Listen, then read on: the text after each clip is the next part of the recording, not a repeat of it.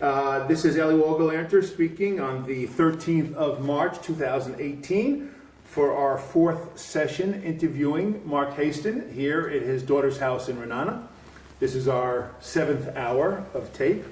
This is the second longest interview I've ever done with a person because this story is special. So I finished the book, and we don't need to go through all the specific details, but there are a number of points that are very interesting, and there's no order or seder here. It's just picking and choosing of different things that I wrote down as I was reading.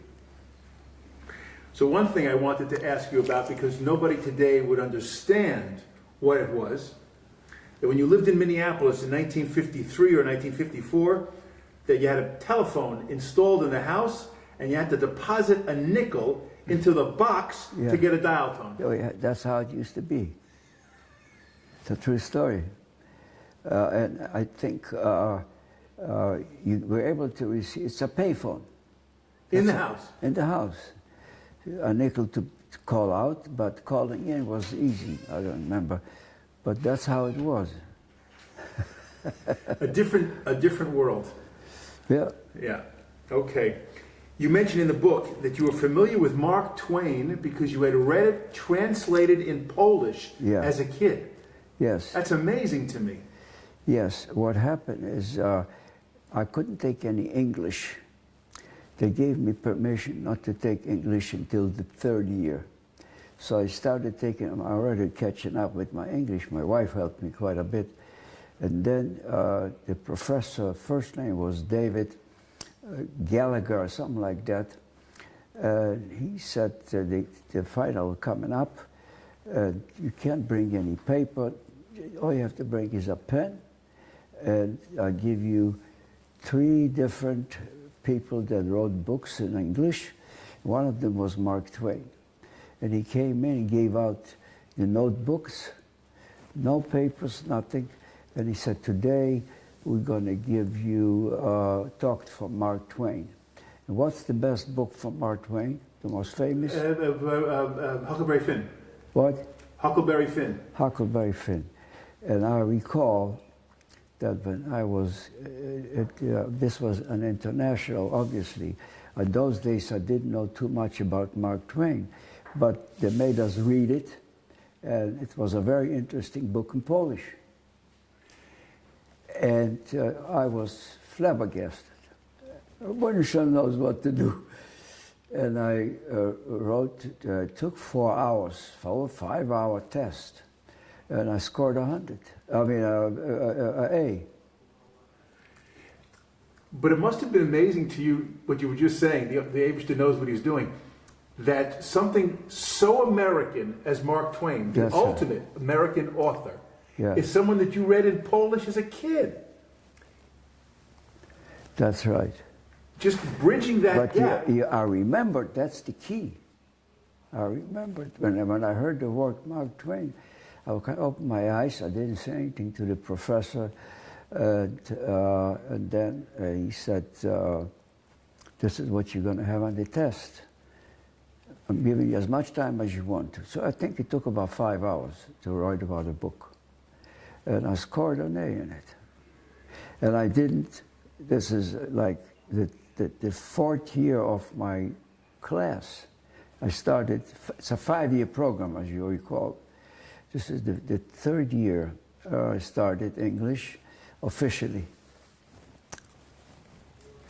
Okay. You became a U.S. citizen in December 1958. Yes. Do you remember that day? Very much so. I was jumping up and down with my paper showing that it was a very interesting event. I mean, you're a little boy from the shtetl of Brooklyn, and you come and now you're an American citizen. It was a big event. Big event, because I felt like newborn.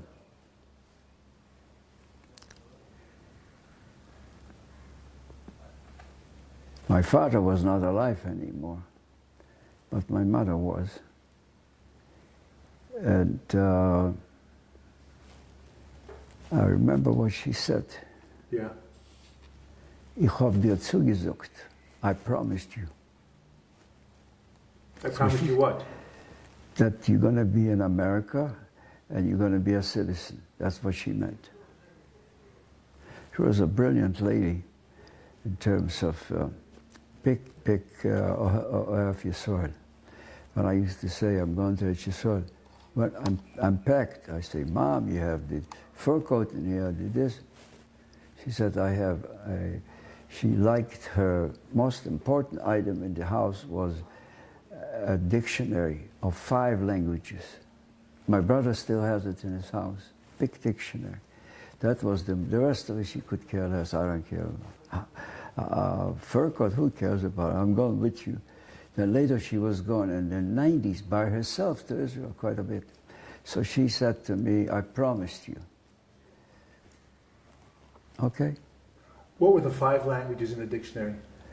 It was like this: Yiddish, it was Polish, it was English. Did I say Hebrew? Hebrew, and let me think about what, in German. I've never seen a dictionary like that. My brother has it in his house. Because she wanted to, she was right, I think I said in the book. Did she bring it from Europe? I don't remember, I don't think so. She bought it here, in the United States. I don't know how she found it, maybe in a library. But she was a big friend of Israel, huge. And I think in the book I say that she adhered to kosher more than anybody that I knew. So this was, she lived to be 104 when she nifter. And I think I say in the book, I don't remember, that, by the way, I should reread it, my own book, to get back. And she said, the first camp that we wound up in a DP camp, they gave us a little room, not a room, a space in a big barrack for my brother and I, my mother and my father. First thing she did is walked in, found out where the kitchen was. She looked around. She said, I'm the mashgiach here. Okay, you want to be the mashgiach? It's all right. And that's how she used to say, why do you people live so long? I said, Mom, you don't decide, the Rebbeinu decides, because you know what it says, that if you save a Jewish life, you have a Ruchat Yamim. And she said, Ich red mit the Rebbeinu Shalom. I talked to the Rebbeinu Shalom. I said, do you talk to the Rebbeinu Shalom? She said, Moshe Rabbeinu make ich doch nicht. Moshe Rabbeinu was permitted and I'm not permitted. That was her standard routine. And then finally, she lived by herself until over 100. Then she says, I want to go with a group of people to live. She was full seichel. Then one day she called up, she said, Kinderlich. It was, I think, Scholar Tavis, I'll never forget it. He said, Kinderlich, he said, I'm going to fall asleep. Don't make any kunsen with me. Don't jump on my heart. Don't give me any medication. I fall asleep, and that's 3 days later, she's nifter. Fell asleep. Wow. But she wanted, and she did. Maybe you don't remember, maybe you remember. What was the editor of the Jewish newspaper, the labor newspaper, what do you call it? The Forward? The Forward. Abraham Kahan. Who? Abraham Kahan? Blotek was a guy by the name Blotek. I met him years later. She used to send, first of all, make the rebus. You know what a rebus is? It's the crossword puzzle. It's a rebus. And in crossword puzzles, even though you're right, it doesn't compare what it was meant to be. I don't know if you know that. But the crossword puzzle, even if you're right spelling out what you want, if it doesn't match what the editor Yes. originally doesn't meet, it's not. So then she used to write letters. I have a bag that big to the editor, telling them stories, telling them recipes, songs, how to make cheese, how to make wine, how to make butter, how to make sour pickles. And apparently once or twice or three times, and she signed herself Hannah Hasten, Indianapolis. One time, apparently the editor wrote it back. Every week her name had to appear. It didn't appear once a week, twice a week, whatever it was. She wrote him a letter. She said, the poor woman, she didn't tell him, the poor woman from Indianapolis, you don't want to let her have her story. Okay, he's an editor, he knows what he's doing. I met him first time in Dr. Lander's office. And he says, who is Hannah Hasten? I says, my mother. I owe her an apology. And I'm going to make it up to her. Because she sent me this letter, the Yiddish, that the poor woman from Indianapolis, you didn't name her name 1 week or 2 weeks in the newspaper. Her name didn't appear. That was her character, but... so you have a good chance of living a lot more years. The Rebbeinu decides. I'm here. We've got a lot of work to do, lots of work. Today we're going to have a board meeting at 4 o'clock, New York Times, which is 11 o'clock at night here. So I have to be up along a couple. 10 o'clock. If it's 4 o'clock in New York, it's because they turn the clock ahead already. That's right. I agree. It's 10 o'clock. Yeah. So how long it's going to last? 2, 3, 4 hours? Who knows? Tomorrow I have a meeting also about approving the PhD program for. Maybe you know the dean, Schneiderman, Michael Schneiderman. The name is familiar, a little familiar. I'm sure you know him. Very famous guy, but a lot of kids are waiting to get in and finish up. Okay. Okay. That's enough of me. Go ahead. What's your question? In SMU, Southern Methodist University, you finished in the engineering degree 8th in a class of 153. Yeah, 163, I think. Or maybe 150, I don't remember. I wrote down 153, it could have been a typo. It's probably correct, yeah. But out of 450, the original class introduced by Professor Jack Harkey were 450 kids. Oh, suddenly they dropped out. Yeah. Oh, yes. 153. Yes. And then you graduate 8th. Now, for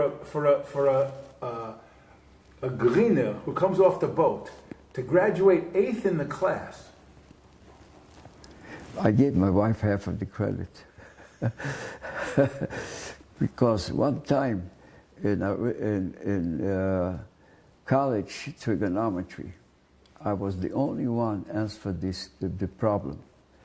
She was expecting Michael, my second son, and I came home.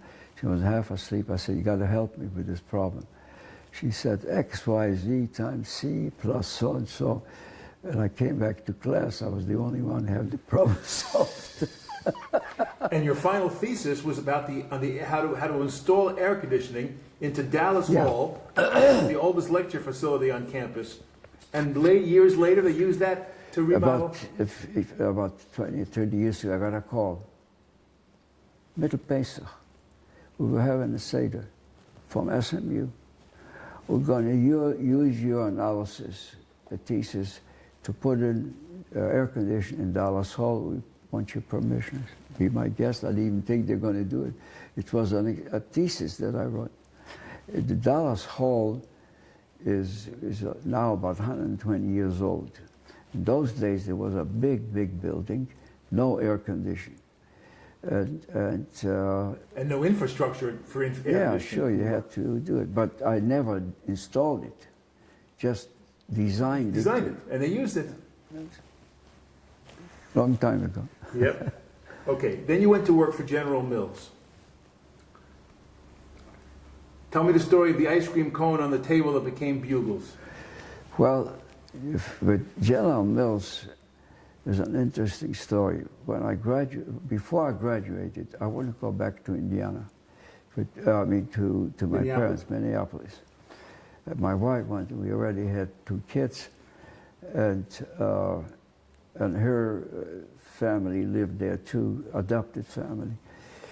And so I said to myself, I want to go work for a company where you don't need clearance from government clearance, because I was an immigrant.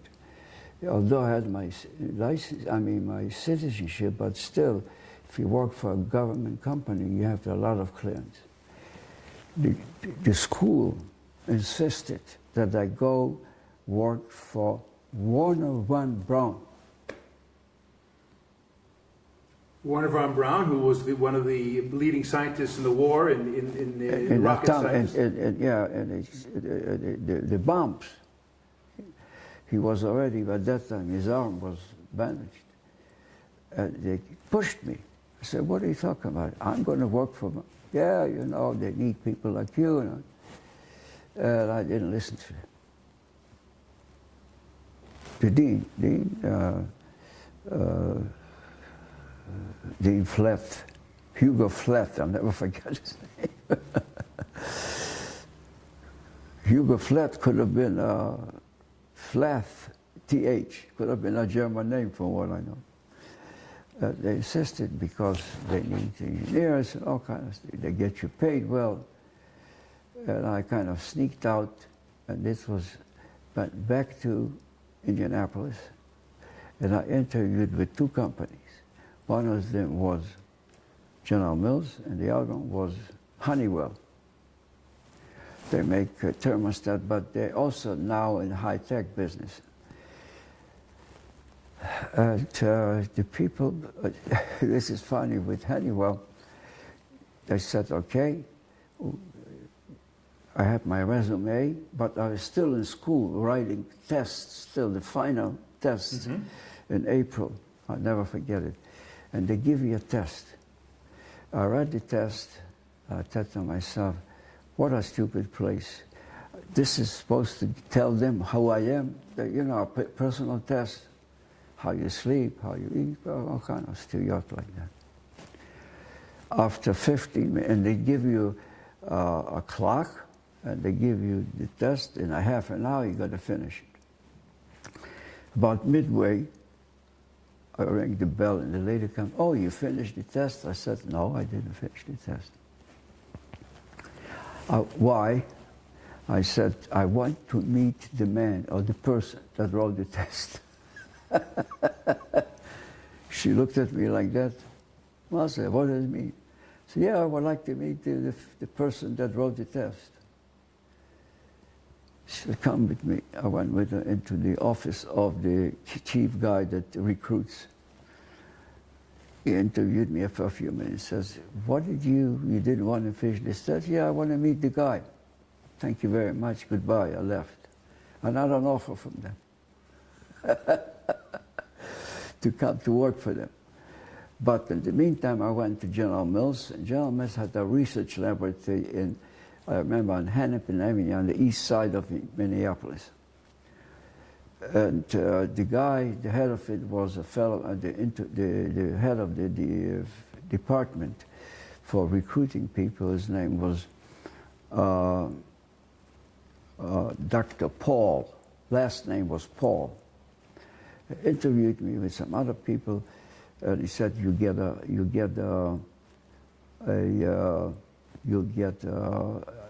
in the mail an accepting letter. Okay. And I worked part-time in the student union also. Student union I was doing with some new students coming in, different things. And in the student union, It's a new building now, it's not the old building. And next to where I worked was a post office. Part of the build for the SMU building was a post office. I knew the lady there. Sure enough, they sent the letter, instead of to my house, they sent it to the Student Union building, Mark Hasten. I was in the School of Engineering, and in Section B, they made a directory, and they left out the whole Section B. I don't know why. The person that made it, so this lady in the post office started looking. She knew who I was. She was an older lady. She couldn't find me in the telephone directory of the campus. She sent back the letter, no such person on the campus. You have a copy of the envelope with a stamp, no such person on the campus. Here I am waiting and waiting and waiting. After a month, I said to Ruth, something happened because the guy said he's going to hire me. She said, you better call him. Well, I called him. He said, I'm sorry. He said, the people that's supposed to send out the letter, instead of sending it to your home address, they send it to the school, and it came back, no such person on the campus. Just come to work. And that's how I started with General Wilson Research. And that started a completely new process for me. Because first, it was highly professional. I forgot my first boss. His first name was John, but I forgot his last name. And he, the system was, it wasn't research, food research, machinery for food research, and things like that. So you get introduced to different departments. You go out, have lunch, coffee, breakfast, not breakfast, but yeah, coffee break. And it was 1 month, 2 months, 3 months. Nobody said anything to me. Just go drink coffee, meet people, go back to your office, garnish, nothing. Finally, I went to my boss. I said, I came in here to do something, and you didn't give me a job. Well, the system is you got to get acquainted for 6 months on the research, what we do, and then we give you a job. So this is not my taste. So I'll let you have it something. So he said, design something, which is a winch, how to raise a car from the floor. Within a few days, or maybe a couple of months, and I designed something, came back, he said, good enough. And that's, at that time, General Mills moved the whole research lab from the eastern part of Minneapolis all the way to the west side to a huge new laboratory, huge.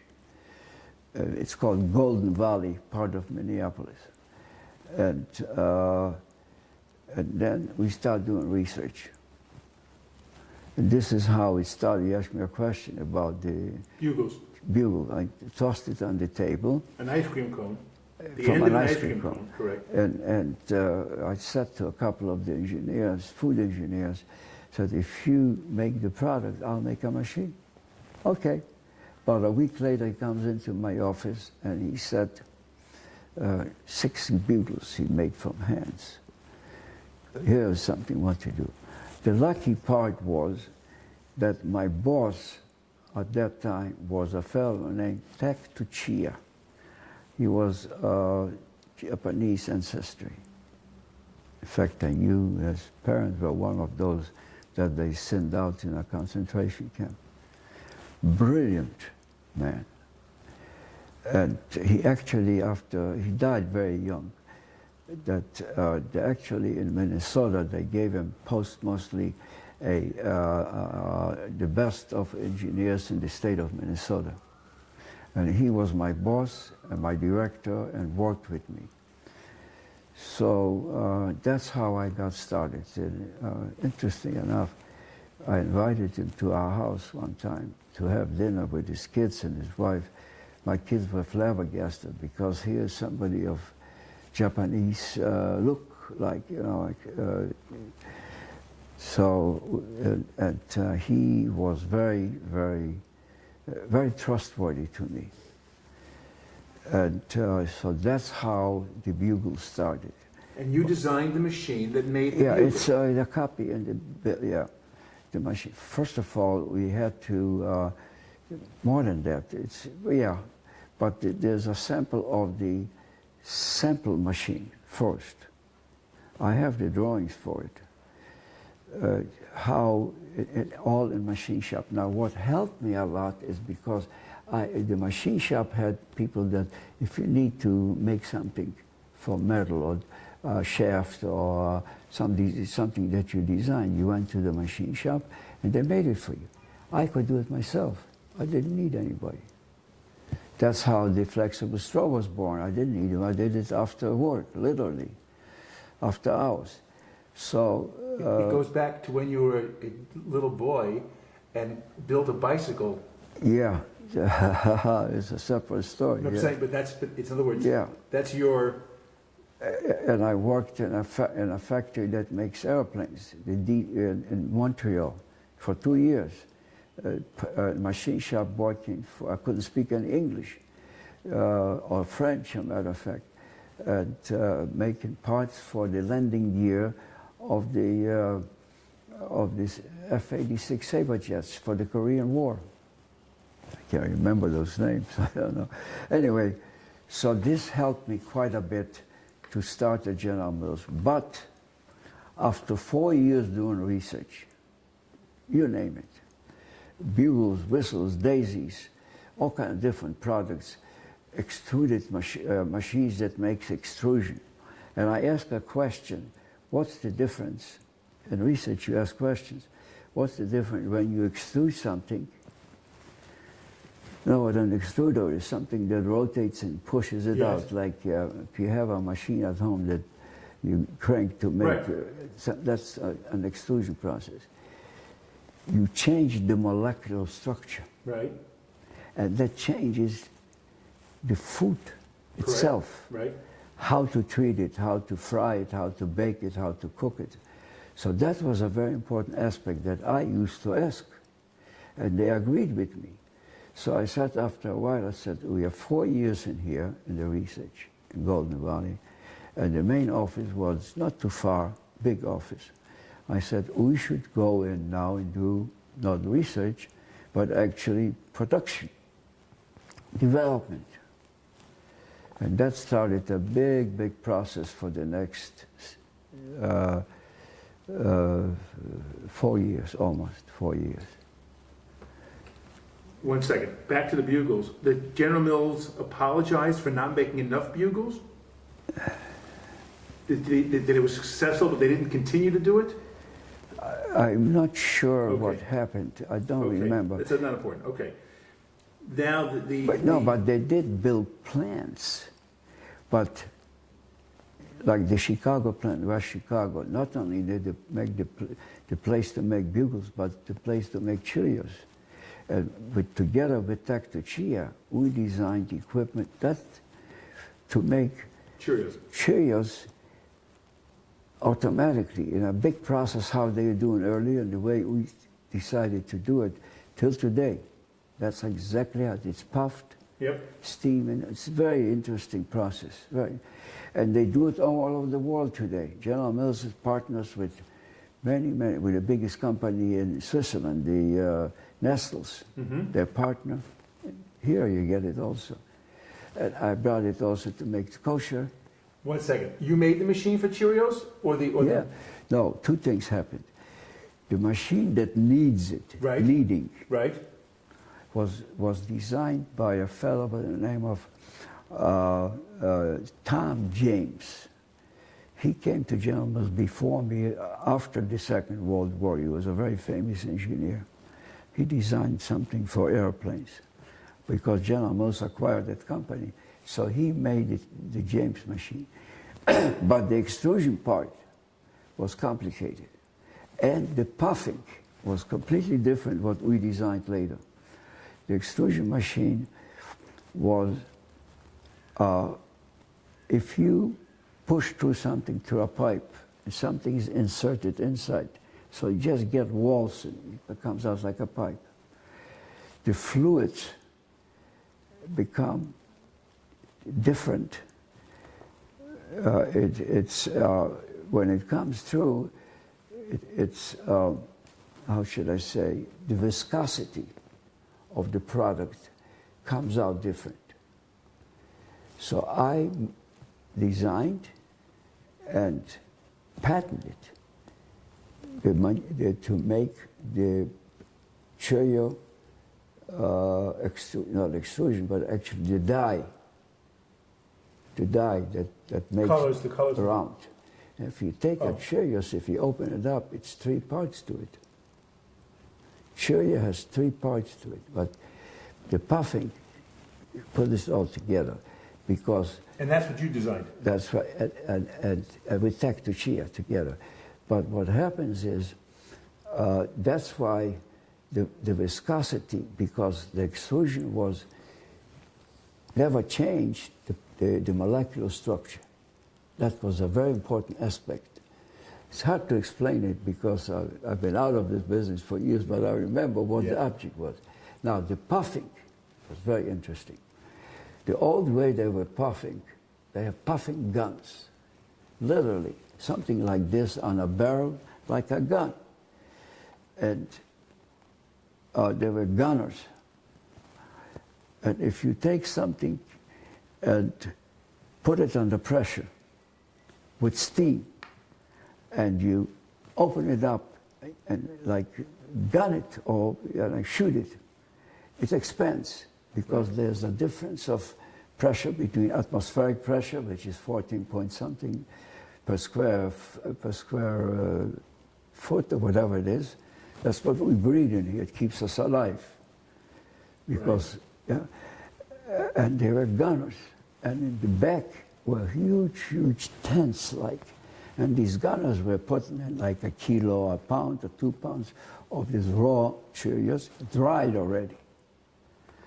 And rotated with steam, and rotated with heated it, and they just pulled a trigger, and the tip came off, the top came off, and just boom, out.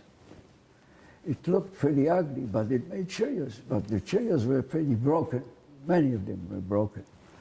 And General Mills till today have a habit. Everything has to be on the shelf long life. A box of Cheerios, if you open it up, it's supposed to last 1 year shelf life without adding any kind of ingredients to keep it fresh. That's why General Mills, that's what happened with the Pringles. Well, it's happened. We talked about that too. My next note. Yes. Yeah, so the Cheerios, so Tack and I decided that we're going to make something completely different. Nobody will touch it. Automatically comes in and automatically goes on. We made like a gun with a barrel that long, about 30, 40 feet long. The problem was if you put something under pressure with steam, you have to seal it. So the trick was how to make a gadget that you put in the raw Cheerios and rotate it and puff it out. The puffing out was easy, but sealing it off with the steam was a big project. So I remember Tech Tashia, by the way, was a black belt operator guy that was very brilliant. And we used to build up the research place with hundreds of thousands of pounds. And one time he grabbed me, he tossed me, you know, for fun, it was just to get fun. We were very close.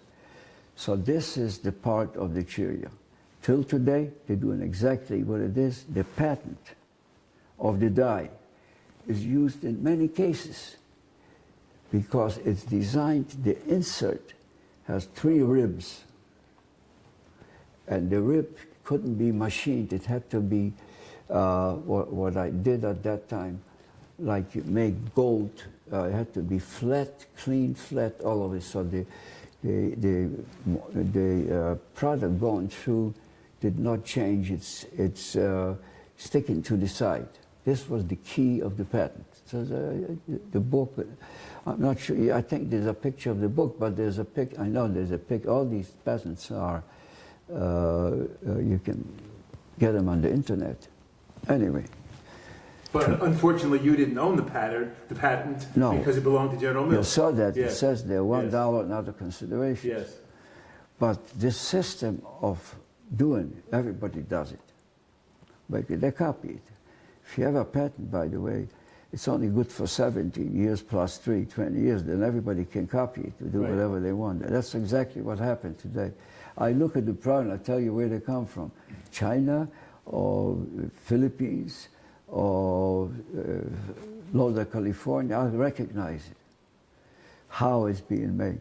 But that's beside the point. Okay, now tell me about the Chippos to Pringles. Okay, what happened with Pringles is like this. General Mills wanted to be in the potato chip business, which is a good deal. There was a company in Dallas called Morton's, not Morton Salt, just Morton's. And he and his wife started making potato chips during the Second World War, handmade. And then somehow they developed into, after the war, to make a big factory that makes potato chips, but also other ingredients, pepper and all kind of different ingredients. And the way regular potato chips are made, very different than the way Pringles are made. And again, life shelf, 1 day, 2 days, you put it in oil, it gets, what do you call it, it gets rancid. That's the right word for it, rancid from the oil. So General Mills acquired that company. I went to see it. We tried to match it. It didn't work. It didn't work for many reasons. First of all, in the United States, and here also, now, you can see, I look at the potato and I'll tell you where it comes from. There are white potatoes and red potatoes and orange potatoes. And in the United States, there are Red River potatoes. There's potatoes from the, what do you call the big potatoes from the West Coast.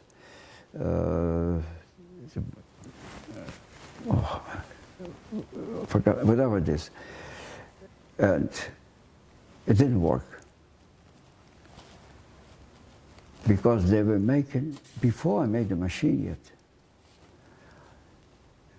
and General Mills distributed the potatoes, but it didn't last long. They didn't want to even identify themselves with it.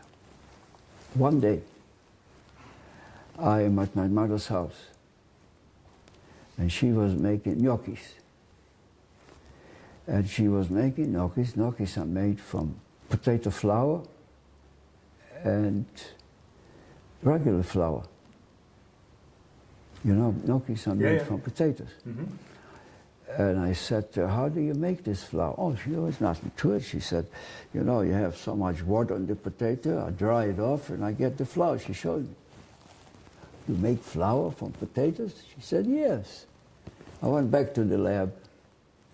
I started talking to my engineers. We've got to make potato flour. Potato flour, what are you talking about? Got to make it. We went to the west, to Idaho potatoes, I mean. And we convinced the guy how to, I made a barrel, how to make it flour, very rough, like a research barrel. It's not to it.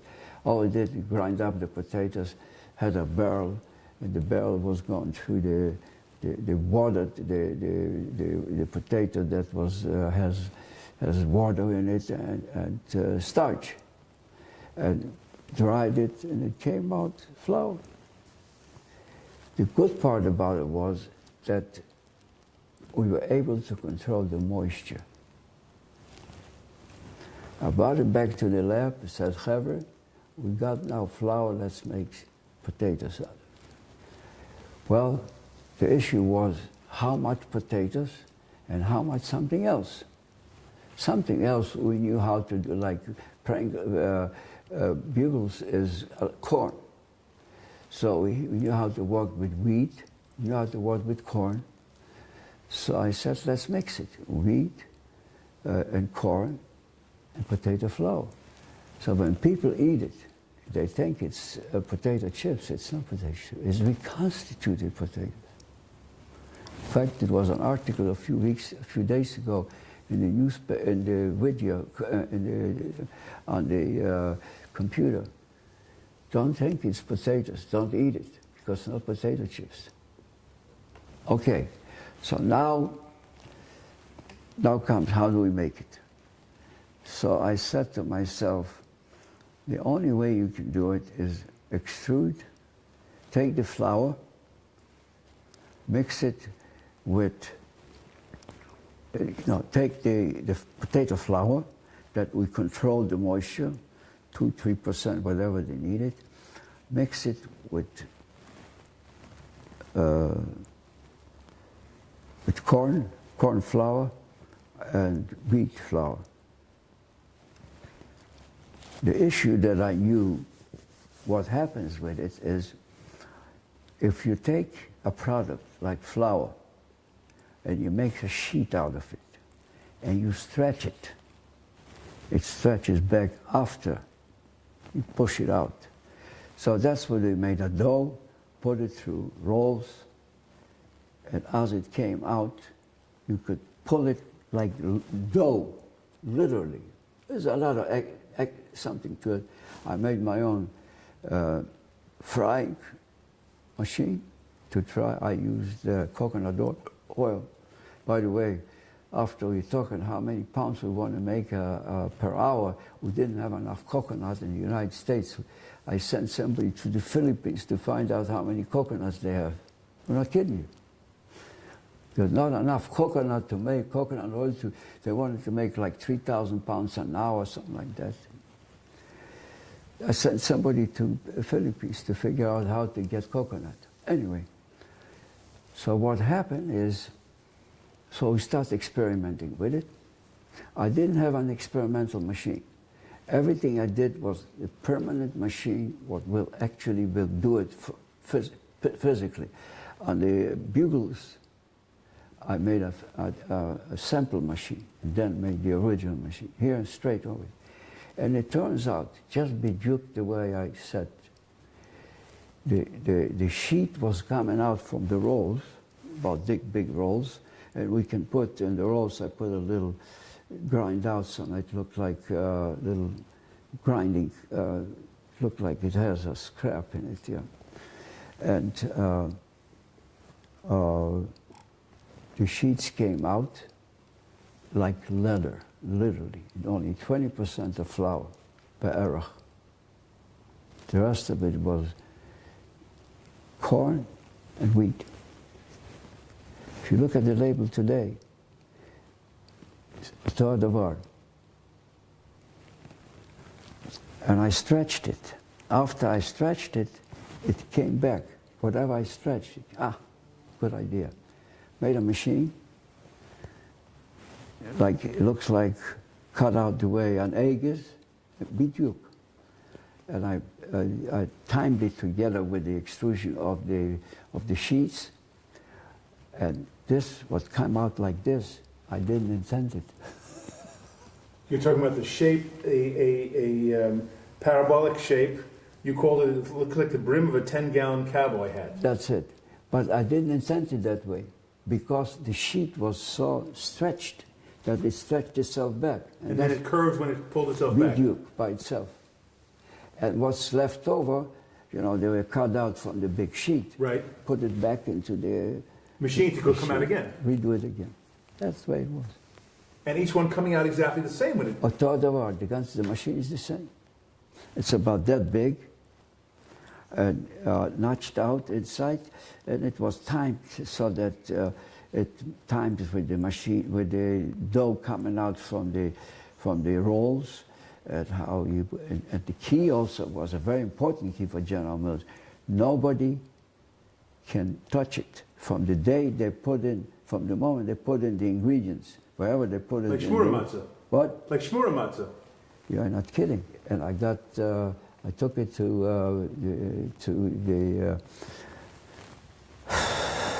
road. To the OU. And I got on it. By the way, I took the Pringles also to OU. And you got not the Pringles, the Bugles. Rabbi Herzog in Minneapolis, all of us went with me. And that's when General Mills changed everything because it was not kosher. It changed most of it into, they start changing everything. I said, you have some people can eat it, some can't eat it. What do?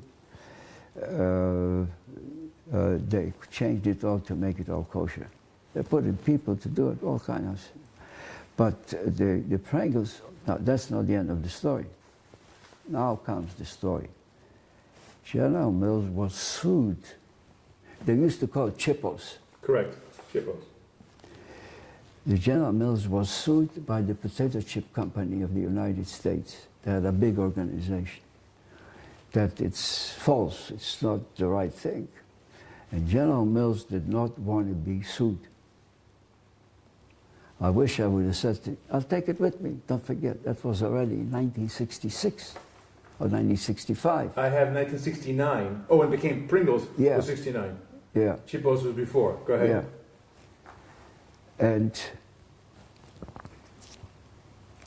And they decided to give it away. I don't know how much money they got for it, to Procter & Gamble. Procter & Gamble worked it for about 40, 50 years. And Procter & Gamble got out of the food business completely. I don't know if you know that. And they sold it 2 or 3 years ago to a company in Tennessee for $1.5 billion. I have the packages. So when this came off the assembly line and it came that shape, and now you've got a Pringle, 1969, does anybody in the room say, hey, this sounds like a good idea, this is going to be a good product, people are going to like this? Yes, yes, and we tested it on the shelves. Yeah, and it worked very well because, by the way, coconut oil does not spoil. Like olive oil or any other oils.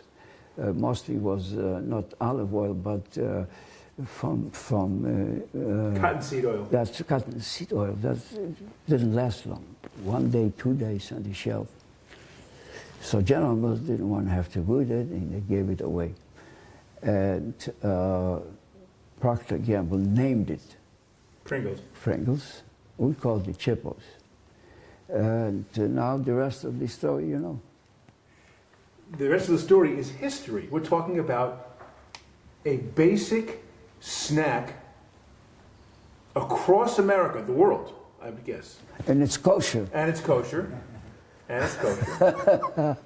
That you created this iconic symbol of snacks. It's not a football game that people watch in their homes. They're not eating Pringles. That's how I have it. They can't. But by the way, I told you last week on the computer said there are 20 products you should not eat. They tell you not to eat Pringles because it's not potato chips. But you're proud of it today. Well, I don't mind. Look, I did so many things in my life. Yes, so yes, you did a lot of things in your life. This is one of them. This is history as well. Yeah. But the people kind of admire it to a certain extent. And what is good about it, it looks the same all the time. Yes. And what happens now, what they patent, not the machine, they patent the product, the ingredients. That's what's patented. Uh-huh. Weight, so many ounces per square foot or whatever it is. That's what's patented now. If you look at the box, not the machine. But when this product came out, and you said, did you say, this is good, people are going to like this? Do you remember saying that or hearing that? I didn't understand. Somebody saying in the room, yeah, this is a good product. This tastes good, people are going to like this. Yeah. Yeah, that happens all the time. And then when I say I invented it, no one believes you. Well, some believe it, yeah. Some believe it. I don't know. I seldom buy it. Just I buy it to show off, that's it. And the same with bugles too. But bugles, I wrote them a letter. Because they were, they involved too much with the company from Switzerland. Nestle? Nestle's. And they brought in a president, a Swiss guy, And I wrote him a letter. I sent him a book that now it's a different president. And somebody called me after a while about talking about it, and I said, I don't want to talk about it, not interested in it. But first of all, I was very busy. I never went back to my research lab a single time. I go to Minneapolis every year to go to Mayo Clinic in Rochester, Minnesota. Yep. I go to Minneapolis. Never been back one time. Never. Why? No. First of all, I'm busy. Well, probably some of the people are not there anymore. I don't like to hear, this guy's not there, this guy's not alive. But they should put up a statue of you. I told them off in my letter. But by the way, they acquired a company that makes dope products, a Minneapolis company. Play-Doh. Yeah, Play-Doh. They acquired that company because they were... the Kenner company. Yeah, they were very anti each other, very competitive. Okay, one second. You spent 9 years at General Mills. Yeah. Okay. And then, I'm not sure where it was that you invented the accordion plastic bendable soda straw. That was way before. Ah, go ahead. That was way before even the first invention was the straw.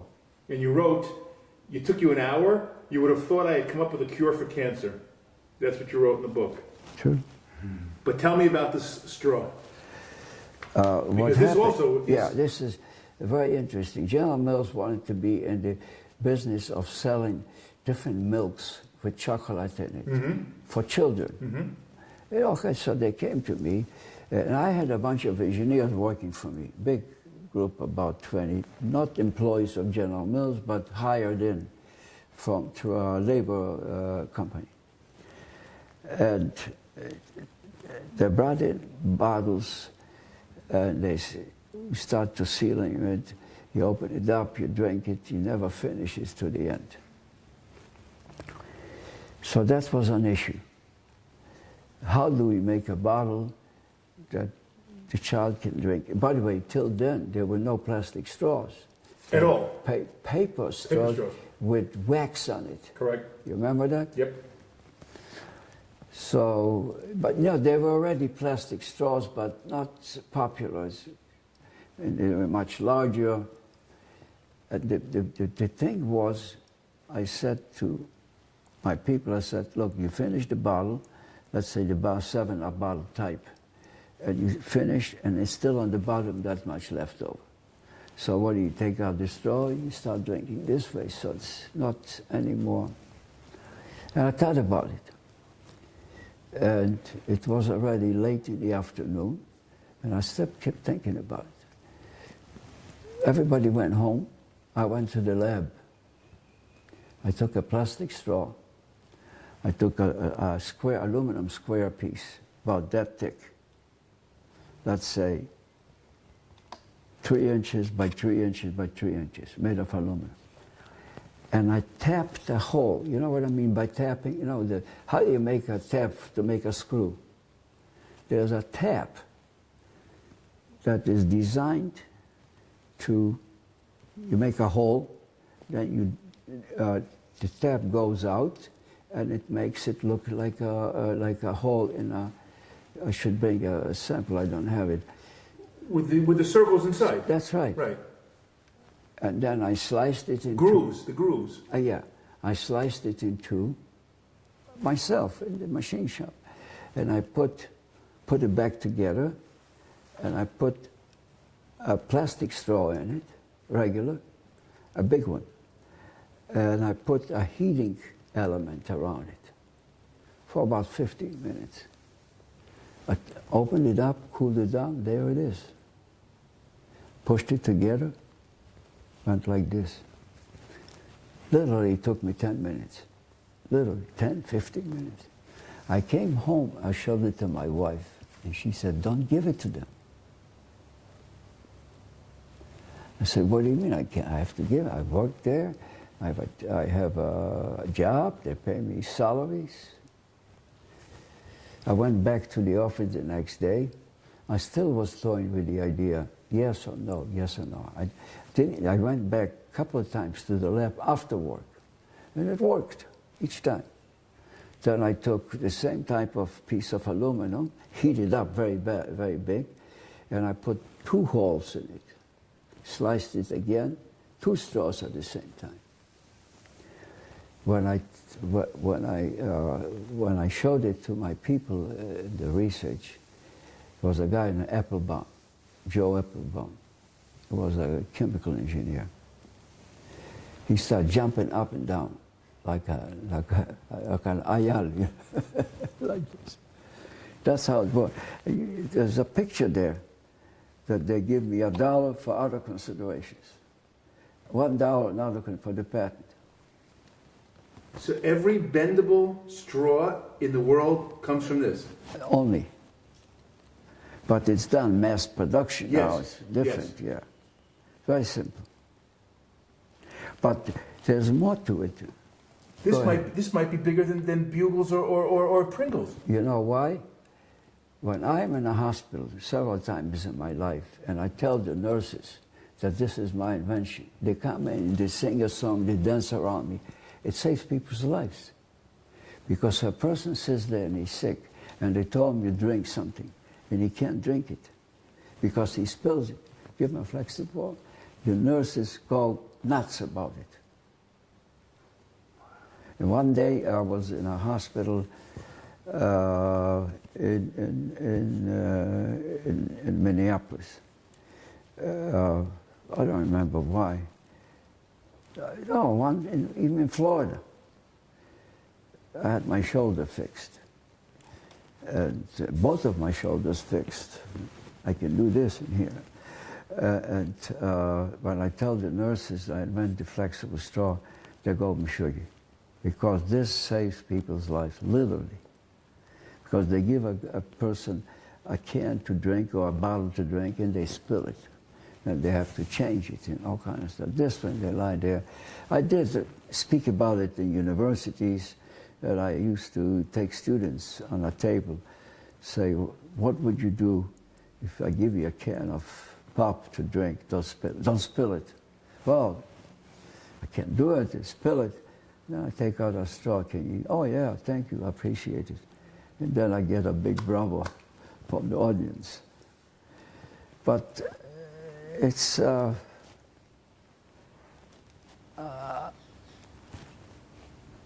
have a bigger, I know it, Satisfaction. yeah, from thinking about, I'm a Jew, I'm a survivor, I love my country, Israel, I love to be Jewish. You know, you read my life there. And this gives me bigger satisfaction than when I look at Cherry and say, look what I made, you know, almost $1 billion company. So what? But living in Israel, being a Jew, and keeping kosher, all these things, surviving. You know what happened, I don't know if I said it in the picture, but I had to run through a window. I don't think it's in the book. You see, the Polacks didn't know I was Jewish. Oh yeah, we talked about that story in the pool by the water. You went through the window. Yes. Yeah, the first thing they said is Žid, and I had to run for life. First thing they said Žid. And then when I came back, my father had a little shop that was selling tea and coffee and cake in Wetzler. And there were 100 goyim there standing out there yelling, the Žid killed a girl to have blood to make for Pesach. Old Bilbul. And you know what my mother said when we came home and told her, we're leaving right now, Poland. Right now, you pack up, don't turn off the lights. We're leaving. He said to me, you go to the railroad station, buy off the conductor, and going to go to Lodge. That's how it started.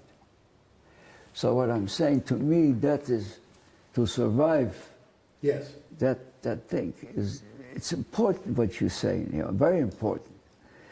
But if you put it on a scale, what weighs more? Okay, so General Mills became a $1 billion company. I'm glad about it. I never went back. Never, a single time. I know who they are. I have a list of names. One of my granddaughters, Amanda Hasten, well, she's married now, was in the advertising business. You know, she lives now in California. She went to working with advertising with General Mills. She sent me a picture of the office that she took a picture. She says, Zadie, here I'm working with these people. Okay, mazel tov, you know.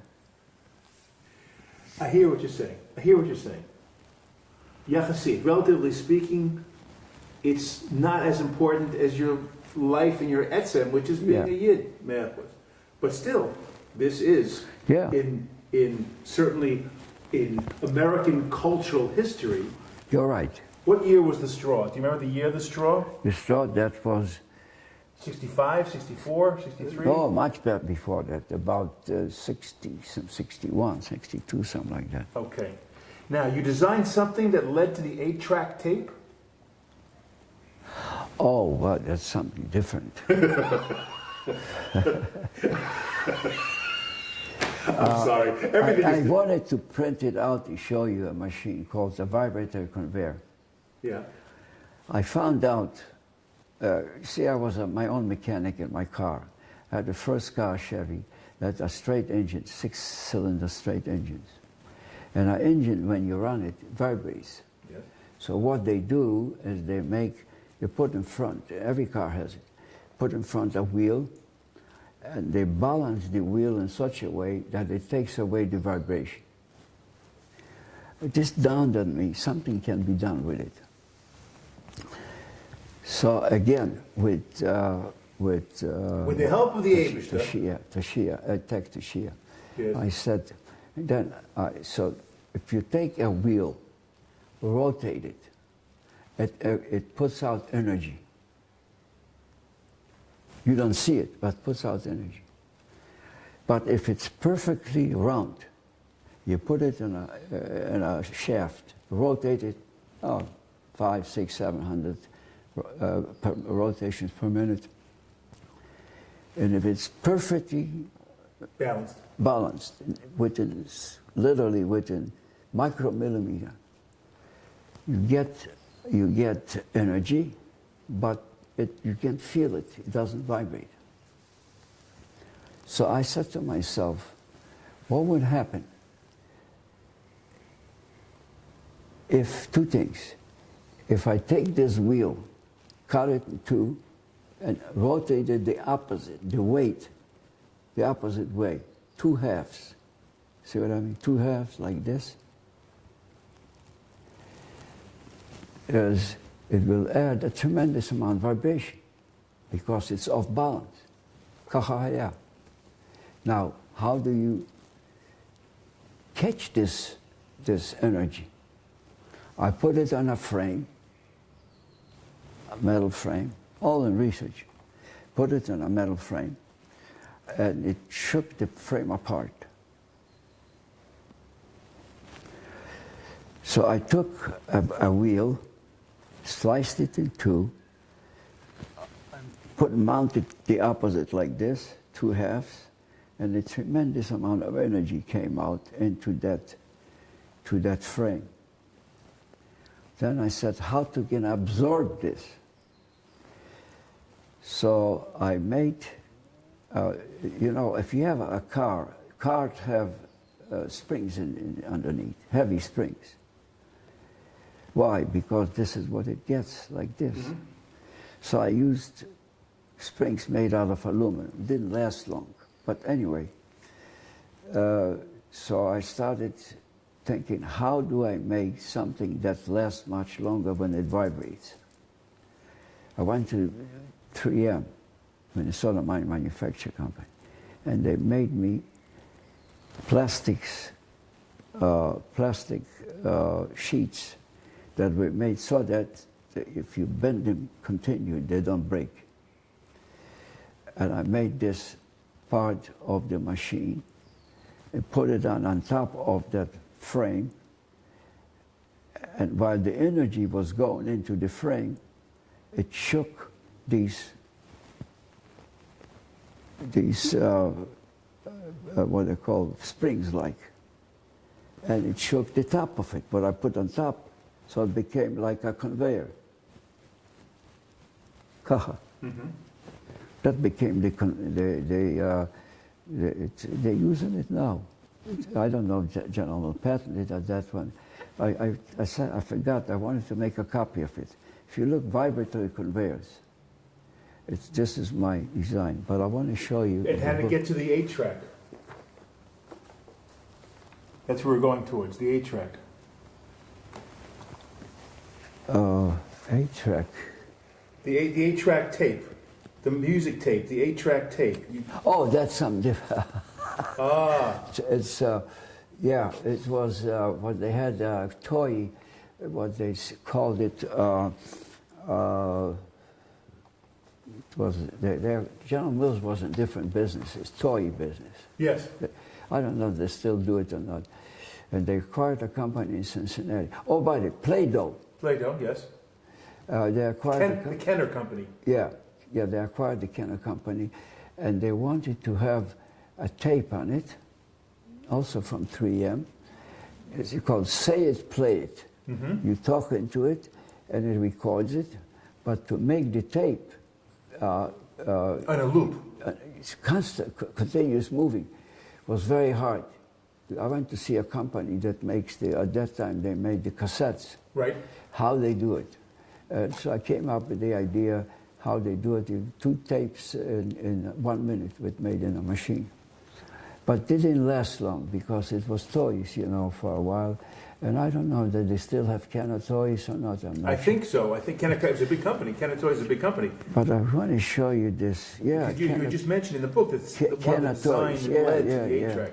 Yeah, oh, yeah. They always have something for me to do it. It used to make 2 of those cassettes. If it lasted, I think, a 15-minute cassette lasted 2 of them to make. No, it's a 30-minute cassette. You can record it. You stay there and say it, play it. You say, my name is Mark Hasten. Mm-hmm. It played back to a speaker. But I want to show you something in here. Talking about vibrator conveyors. Am I too much No, time? not at all. No, I just want to make sure the battery is okay. Let me show you something here. There's another product that General still makes today. It's a flour that sifts like salt. And what the flour is, it's a bubble with more, very minor, like miniature. It looks, and it's bubbled water in it. This is this is a dispenser machine. It's, hold it up. Yeah, hold it up to the camera. Yeah. This is a dispenser machine, also patented. To do with dispensing what? Packaged packaged sausages in it. General Mills did it, but they couldn't sell it in the United States. They took it to Britain, to London. On a bar, you were able to sit at a bar, put in a few nickels, and turn the knob. No electric, you didn't need electric in it. Have you been to sometimes in a men's room at the airport? Yes. When you take a piece of paper yes. out and it has zigzag? Yes. That's my invention. That's right, my invention, yeah. For whom did you invent that? At General Mills? This is what first used in this machine in here. And now everybody copied it. So you pull it down and you can tear off one piece at a time, although it's on the whole roll. Yeah, but it has zigzag. Zigzag, yes. Perforated. That's my invention. From the 2 pieces of metal, one against the other, cuts it up. They copied a lot of stuff of my stuff. Wait a minute, this has to be done something. I want to show you, this is important. Here. This is a vibratory conveyor. Hold it up, hold it up.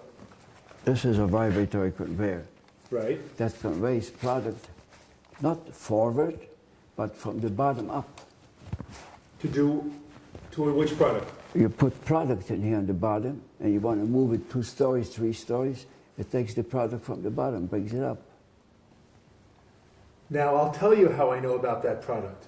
Because in the old days, in newsrooms, they would take a story, put it in a can, in a canister, put it into the machine, and it would go upstairs to the printing room. It's called a pneumatic tube. But that's under air. Yes. That's something different. This is not air. This is electric. Uh-huh.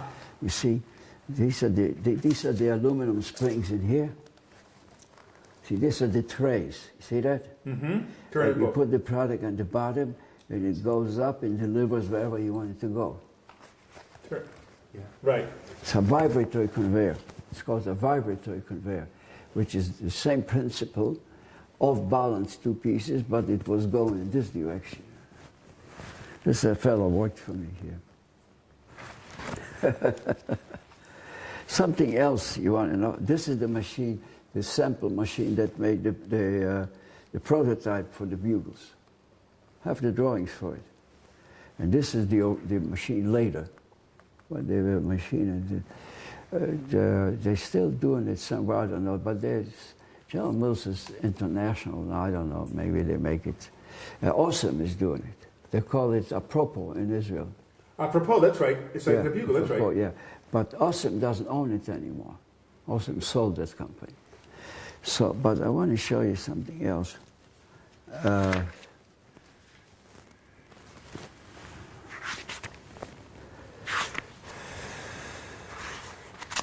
Anyway.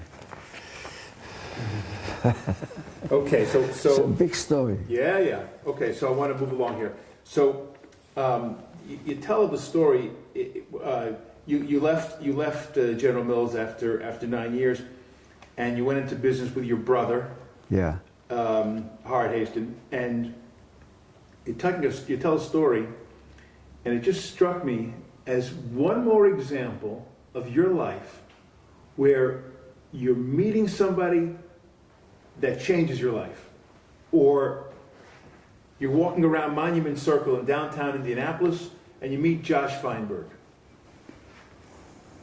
And because of that meeting, We became friends, okay. Yeah. and then you became business partners in No, he never became partners with me, but he just recommended. What happened is, for the nursing homes? yeah, Yeah. he just suggested, go to this bank, tell him I send you. I went to the bank, and we actually built 10 convalescent hospitals.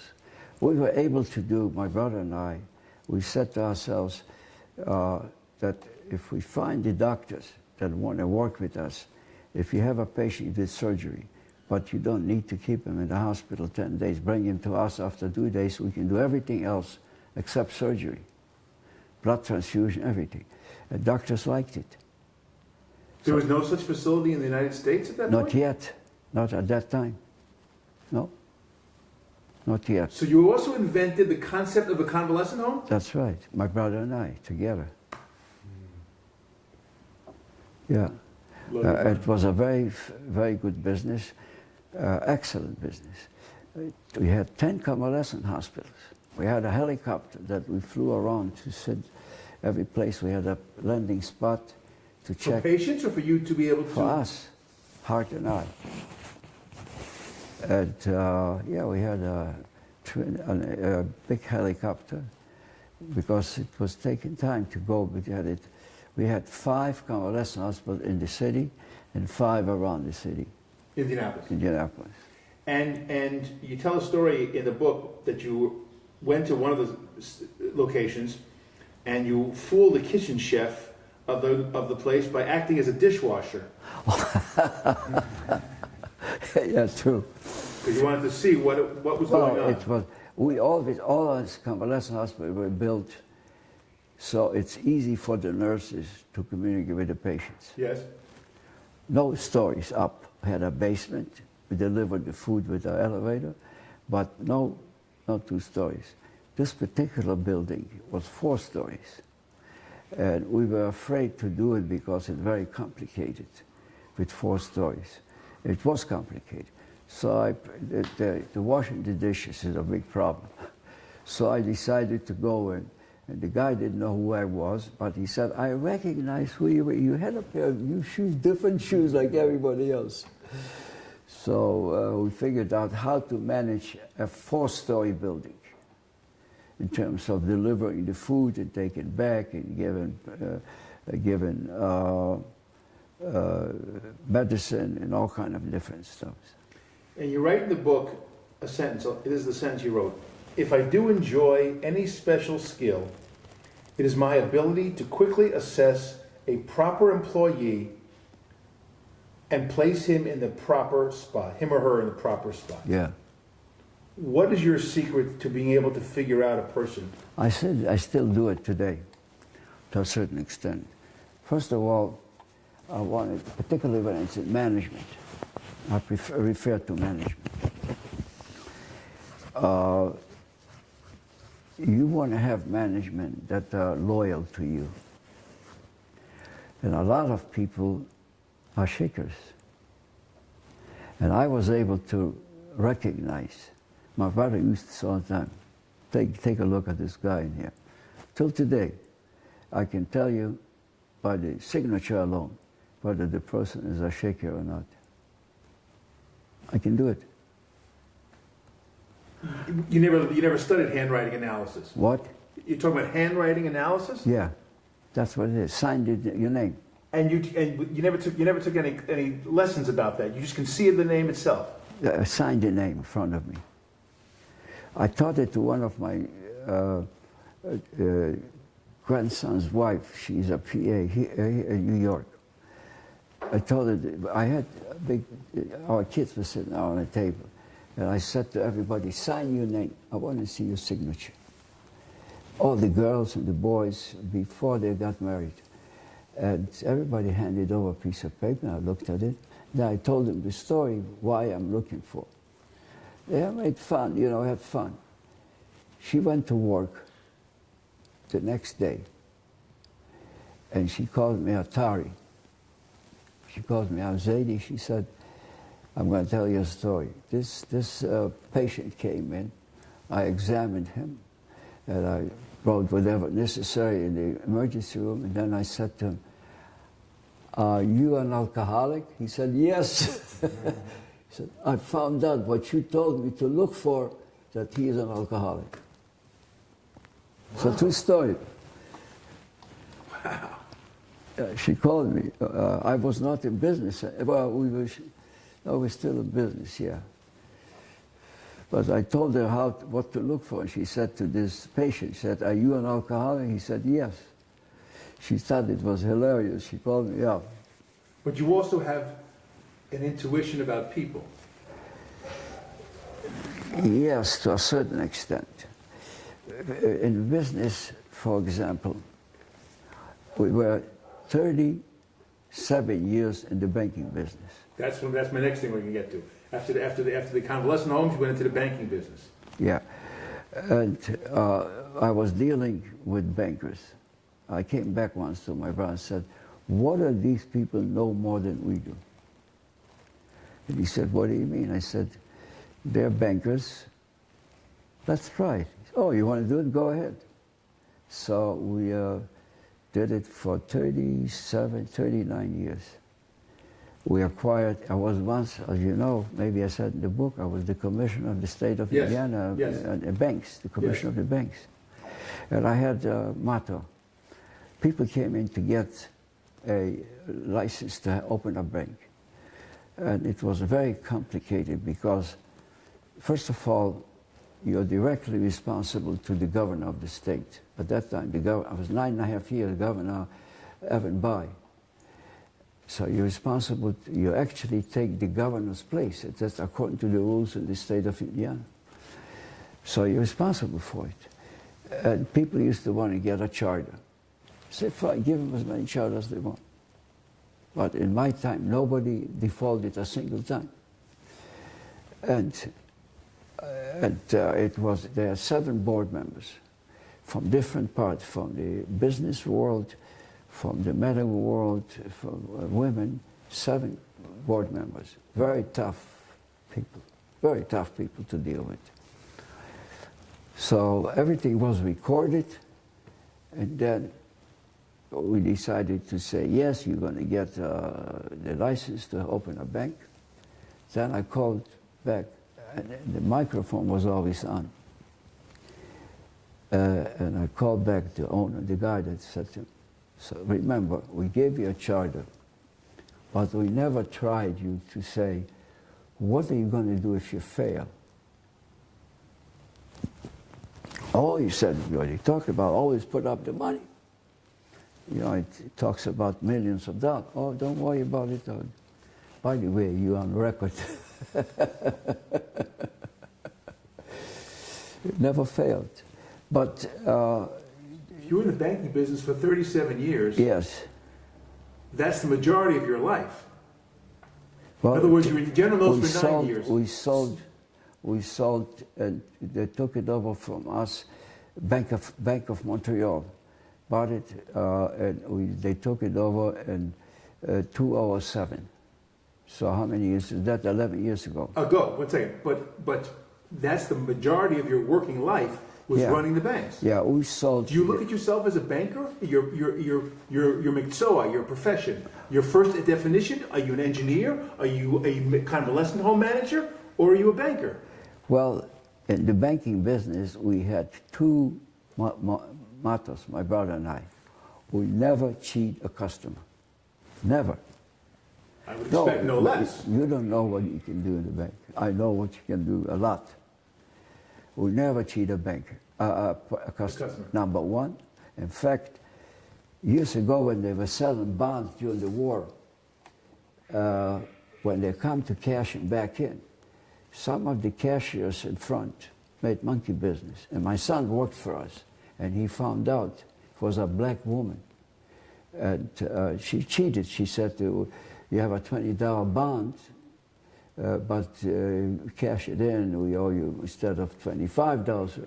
And she cheated. And so Elli cut it.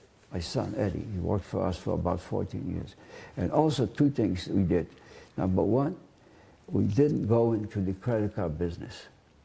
Because credit card business, if you don't pay on time, you pay a big interest rate. Hard set. It's not our side.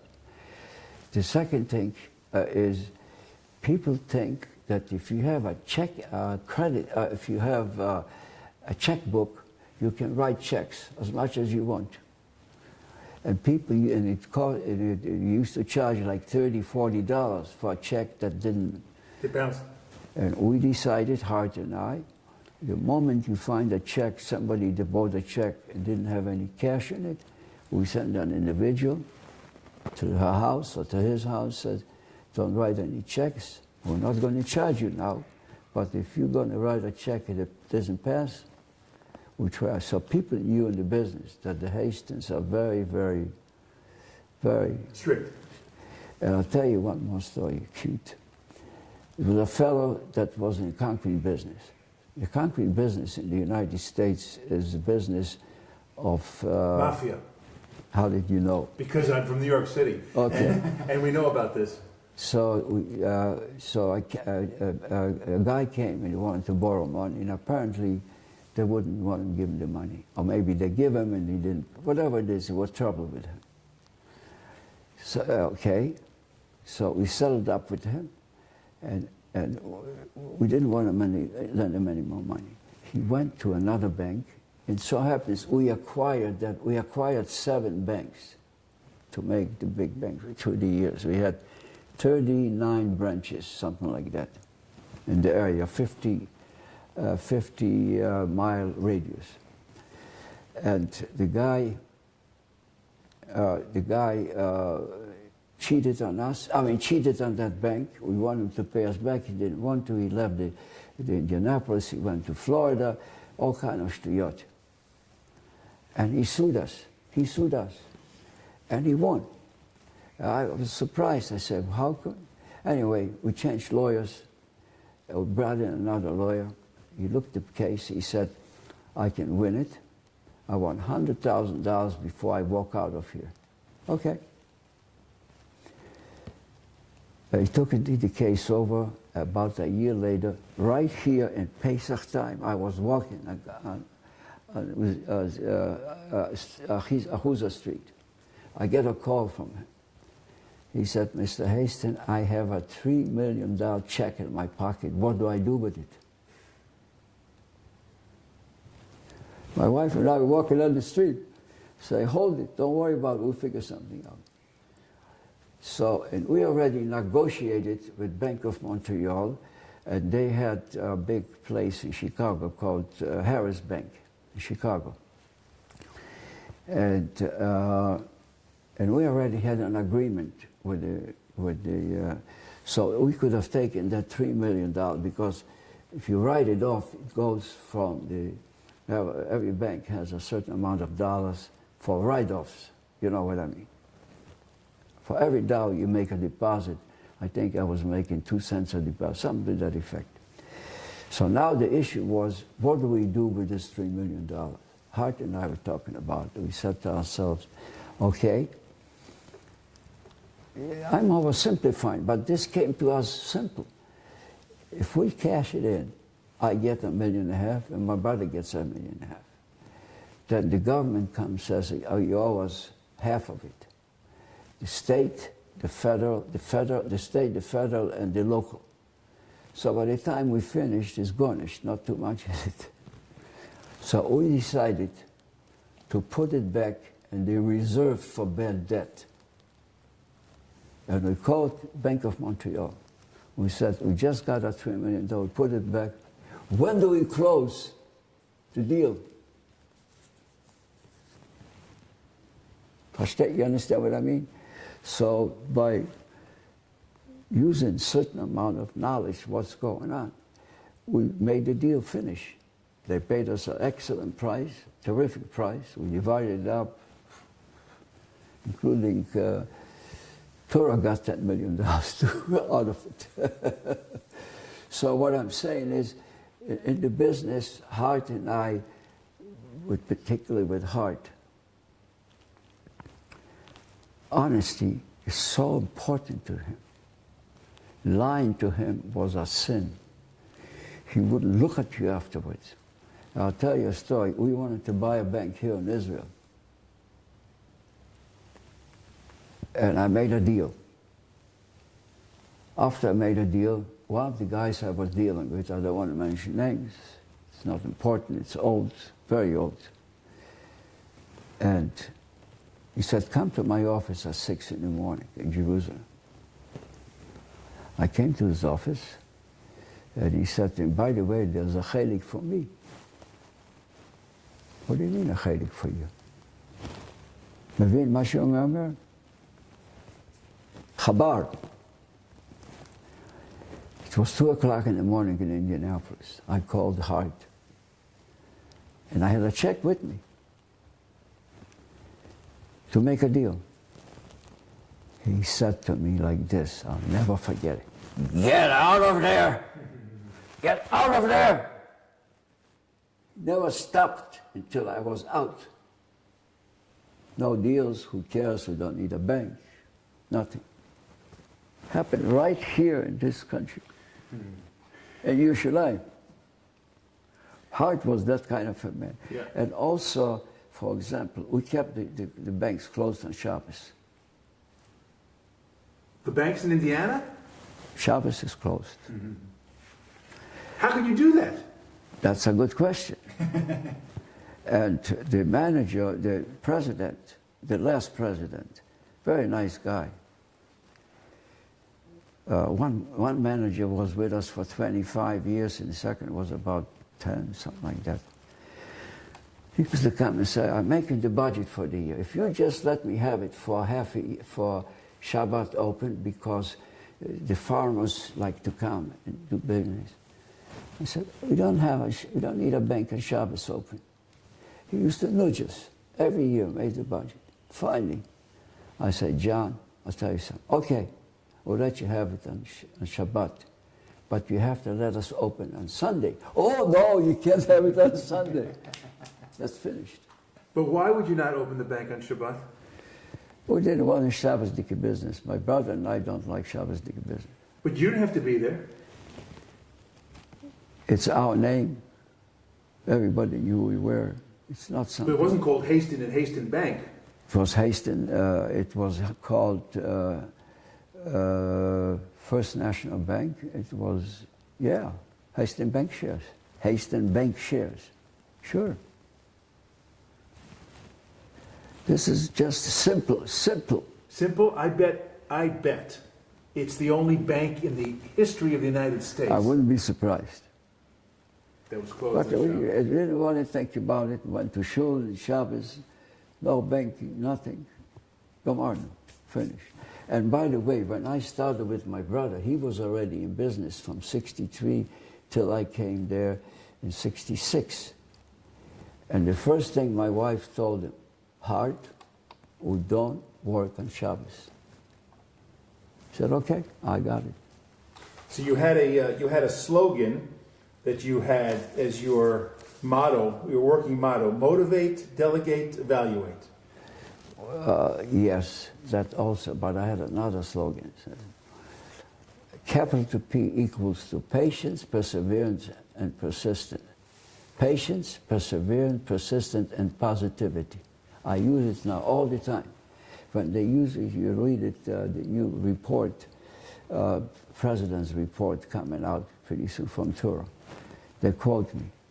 And I talk to students, you got to be patient, you have to have perseverance, persistence, and positivity. It will give you prosperity, capital P. In terms of a business, is there a difference between one business or another, or the concept of running a business is the same? Whether it's kind of lesson homes, whether it's a bank, business is business. Yeah, we had that motive. You have to be there. We never had a union in our business. And the lawyer that wanted to, because we were nudged by some people that wanted to. I'll bet. And we had a lawyer. And my brother said to him, come and listen what I say to my people. And we are strict. You can't have a meeting in the premises. And the people that want to put up the union from Ohio, we're going to get together in a hotel room. You pay half and we pay half. You tell us who you are before I let you in. There was never a union. And the lawyer watched us, how Hart spoke to the people.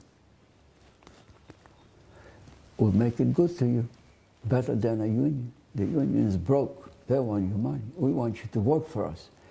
Never was a union. Never. Until years later, people used to tell people, I worked for the Hastens. Many nurses. We had a motto, my brother and I. We have an open door policy. How's the open door policy? You can come in, the door is open, talk to us. One day, a woman, black woman, comes in. By the way, we had a helicopter in our own office. The office had a big place where we moved in the elevator. Pulled in the helicopter into the office. She talked. The lady that worked for us, Marty Heavily, worked for us for 37 years. Even when I was with Tor, she still worked for me. She just lost her husband a couple of years ago. She still is around, Mrs. Marty Heavily. She walked away, a very wealthy lady, after we sold. So this black lady comes to the door. She said, the Hastens say they have an open door policy. I want to see her. You can't go in. I heard it. So I walked up and said to Miss Heavily, what happened? She said, well, she wanted to come in. You were busy. You were on the phone. I said, call her back. She came in. And she said, I am you in Indianapolis. I worked for you as a nurse's aide. I have 2 sons, and I am homeless, Kimat. I go every night, stay somewhere else. You promised that if I want to be a nurse's aide or be a nurse, you pay for it. Yeah. So we had. If you go to school, we don't pay for your uniform, for your books, but the tuition we will pay. A lot of nurses. She went to school. She worked part-time for us. And, okay, forgot about it. They'll pick it up. One day I was walking with my attorney by the name Herb Beck, a very nice man. And this lady comes with two big black guys, that big. She said to the two sons, "This is the man that made me." Just like that. I couldn't figure out what she meant, but it took me a few minutes to. He said, "Thank you very much, because I'm settled, I have my kids going to high school, I have a beautiful home, and I'm a nurse now, and thank you very much." And they didn't have to work for us. So this is our motto, heart and eye. And when you sold your 39 bank branches in the 7 banks, did you make a profit? Yes. But I'll tell you something else, what happened. Yes. Yes. Because we sold it before the banks started going down. Literally, a year before that. In 2007, 2008? We sold it, recession? Took it over in 2007. But it took us about a year to do it. But what I want to tell you, what was your question? No, I was making tzchok, whether you made a profit. Yeah. But what we did is we hired an individual to help us that was called in the United States Mr. Fix-It. Yes. And he became our chief guy to negotiate for 2 years. The sale. Yeah, but the funniest part is that our boards, the board of our, whatever we're doing, were non-Jewish, nobody except my nephew, my brother's son. Not, my kids were not on the board. And we served kosher food for lunch. Whatever we had lunches, I mean, we had a big kitchen, all kind of fragmented, it's big. And so when they took over from us, we used to bring in, and we had a lecture, the rabbi used to come. Rabbi Gray? What? Rabbi Gray? Yeah, we had every week a lecture in our office. People used to go, different judges and all kinds of people used to go for the Cedra. So when they took over, we still serve kosher food. So we got a call from the chief guy. We want you to come, members of our board in Toronto, because the headquarters of Bank of Montreal is in Toronto. And we promise you we're going to serve kosher food. Hart and I said, "Thank you, nice knowing you." Yes. Yes. Oh, I didn't mention the first bank you had was in Kokomo, Indiana. That's right. Okay. You made a patent on a mezuzah. Yeah. Did I ever show it to you? No, never saw it, and I'd like to hear about it. Hold it. I'm saying. Can I go away? Yeah. Please.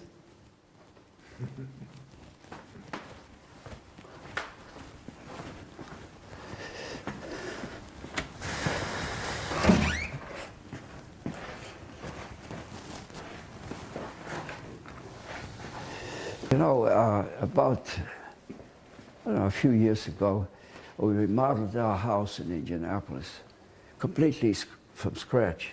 Beautiful woodwork. And I went back and I tried to put in the first mezuzah. I said to him, something does. By the way, when did you check your mezuzahs? When did you check your mezuzahs? Once every 7 years. You do, that's it, huh? You ever take it out? Yeah. You took it out, okay. Good, because I'll show you how to take it out the easy way. So I said to my wife, I said, we got to do something when I take out the mezuzah, not the whole mezuzah. So what we did, this is the design, this is the patent. That's the patent? Yeah. So it's the patent number 6006900. That's right. Why would this need a patent? What's the kunst of this that's original? Because what you can do, you can go to the place. Here it is also. Show me on the wall. And you screw this on. Right?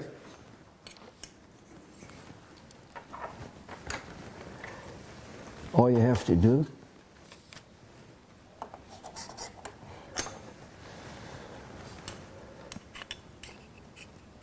I don't sell those, I give them away, but there are hundreds, all the schools.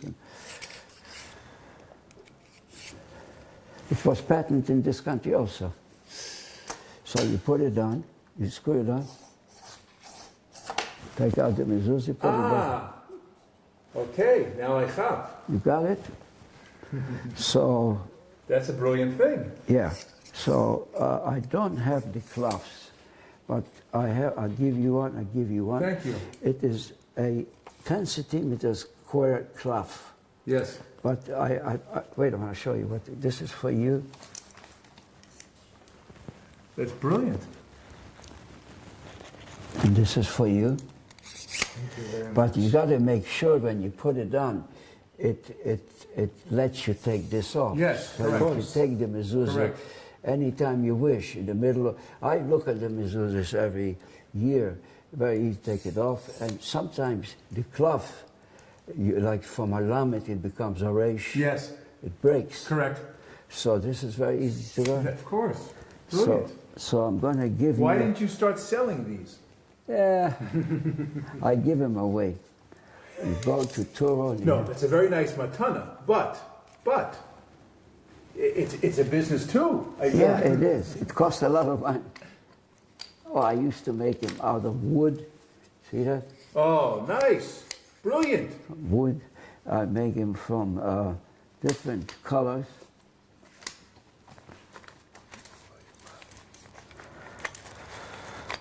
Usually I have cloths, but I don't have it. I give them away. Make it like this in here. Bigger ones. See that? Very good. This is 12 centimeter. Uh-huh. This is 10 centimeters. You probably can pick it up, but I'll show you how to do it.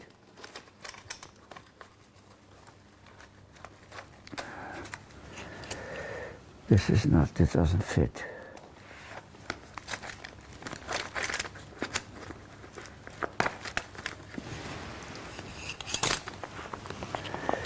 What happened in here?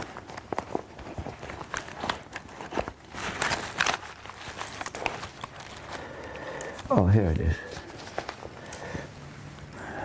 And this is glass or lucite? This is lucite. Yeah, it's not glass. So this is the way a mezuzah looks like. Right. And what I do, you can use tweezers like. Correct. To put it in like this in here.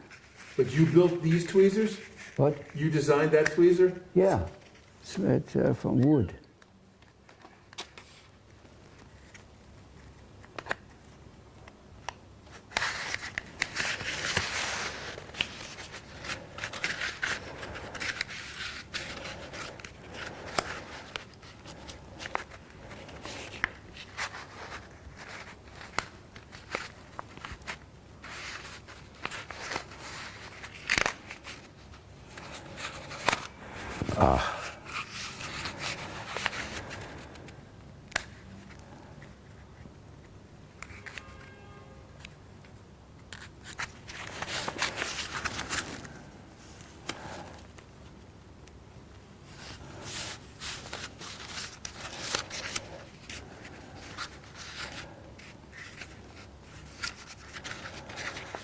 See?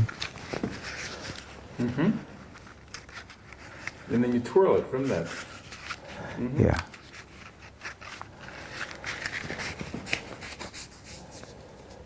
You roll it up. Comes out with a shot eye in here. Mm-hmm.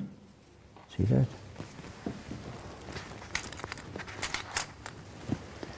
Put it in here.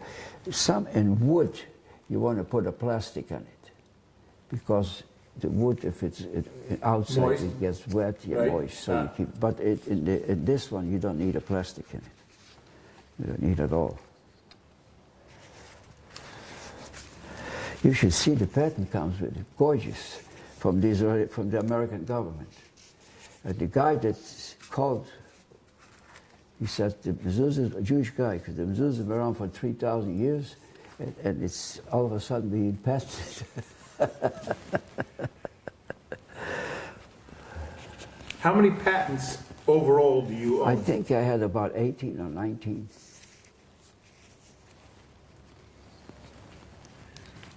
Is this the only religious patent? That's the only one, yeah.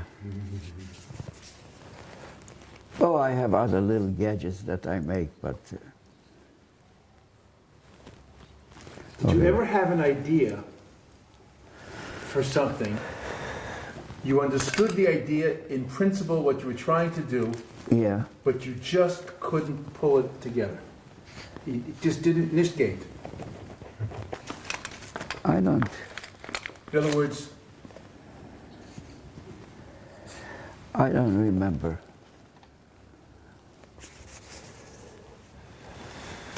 Oh yeah, I have a couple of things. That I made a photo rotor. I don't have it here. A photo rotor that holds 118 pictures. 118 pictures that you can, made out of wood, you can rotate it. I have one on in here, but it's severed, put away. So this in here goes in like this. You double check it that you want to put the shadai like this. right? That's it. And you can take it out. See that? Mm-hmm. Look it over. You don't need a rabbi to read it. You do it yourself. That's it. You don't have to unscrew anything. If you go to all the Torah buildings and all the shuls that I gave in California, all over New York, Indianapolis, I gave them away.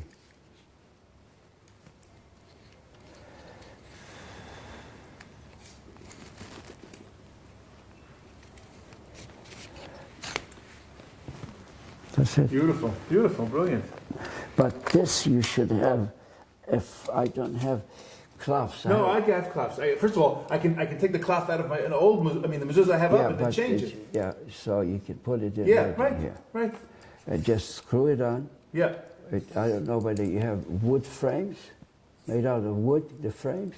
That's very easy to put a screw in here. Yes. Screw it on. And then anytime The outside door is metal. Yeah. Now, all right, I have one last story to ask you. Yeah. Go ahead. When you went back to Brochin with your brother. Yeah.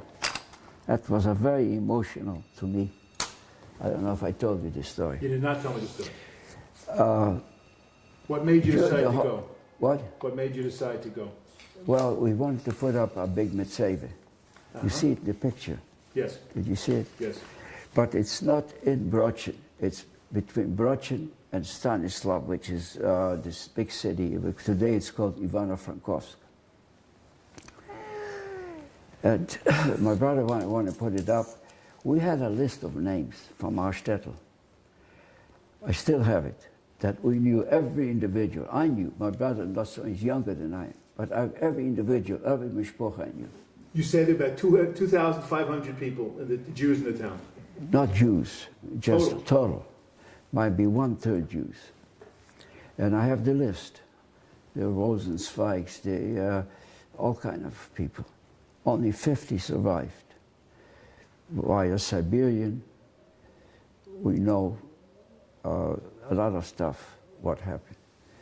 From the Rothenberg family, that was a very wealthy family. They had a place where they made chop up wood to make lumber, a lumber company. one of the daughters, my wife, I recognized her in Montreal on the street, I.J. Rottenberg. She was shocked. Her brother survived, Avramche, but he lived in the United States, but he didn't live long. And he told us a lot of story because he was pretending to be a priest, running around with a wagon. Okay, anyway, so he knows everything. My grandfather, of Hashem Avram Yichil Mechel, when the Germans came in, they called him and they said, Yamach Shemom, I always say, they said, you're going to be the head of the Judenrat. Now giving you 24 hours. And if you're going to be the Judenrat, Avram Yichil Mechel helper, every Jew will come to work. He never went to work. He never showed up. This was in the middle of the summer when the Germans came, 41. When they started the war between Soviet Russia and Germany. And they... 42. June of 42. Not 41? I'm almost sure it was June of 42. You think it was 41? Operation Barbarossa. Yes. Maybe I'm wrong. Maybe June 41. I'm sorry. Maybe June 41. It's 41. Okay. Because they came in 39. September the 19th, Hitler started at the September the 1st. First, right. The Russian Soviets started in 39. I mean, in 39 also. The Soviet Russia came into us because we were on the western side of Poland. No, eastern side of Poland. And I think in 41. Yeah. Double check it. 22 in June. June 22nd, 41. Okay. Okay. Now your memory's better than mine because you were there. Yeah. And so they called my grandfather. We know the story. And he's holding on to one of his grandchildren, Leibele. Lonek, they called him. My brother's age, Biduk, 2 days apart. And they said to him, you're going to be the head of the Judenrat. And he didn't say, but I don't know what he told him. We'll give you 24 hours. He never showed. They found him on Sukkot, Hoshana Rabbah, with a streimel and a talus. The guy that found him was the chief of police of the Polish police. Talking to Polacks now, he gave him out. He gave him to the Ukrainians, and they killed him, and there was a big massacre. The massacre took place between Stanislav and Brochin. And it's called Rudolph's Mill. And there was never a ghetto. But they took all the Jews and the Ukrainians every night, 100, 20, 30, 40 with the kids, knocked them out, they dug their own place. That was the place where we put the Mitzvah up, which is now also a new cemetery, after the war cemetery. But I was very, after what I saw in Majdanek, I was very stiff. Nothing bothered me. I had a feeling that I was, not saying that I won. I didn't tell you the story, but I'll tell you one more short story, you're going to like it.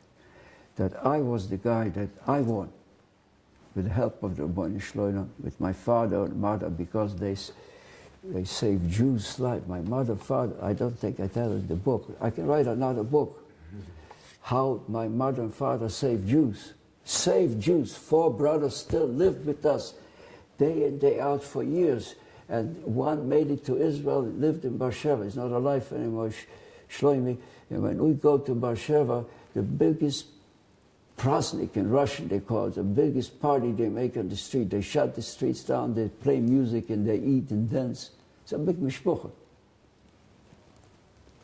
one of the 4 brothers. So I was very stiff. We had the list of names. And you see the picture, we put up candles for every person that we knew. There was a midwife. I tell you, there was a midwife that delivered every child in Brush. You Jewish or not Jewish. Her name was Berta Hammer. Why do I remember her? My brother was born 5 years later. I was 5 years old. She found me in the market. She said, come home. The stork delivered a boy, your brother. Come with me. I'll never forget it. I can still feel her hand in my 5 years old. So when I was reading the list, she had a son by the name of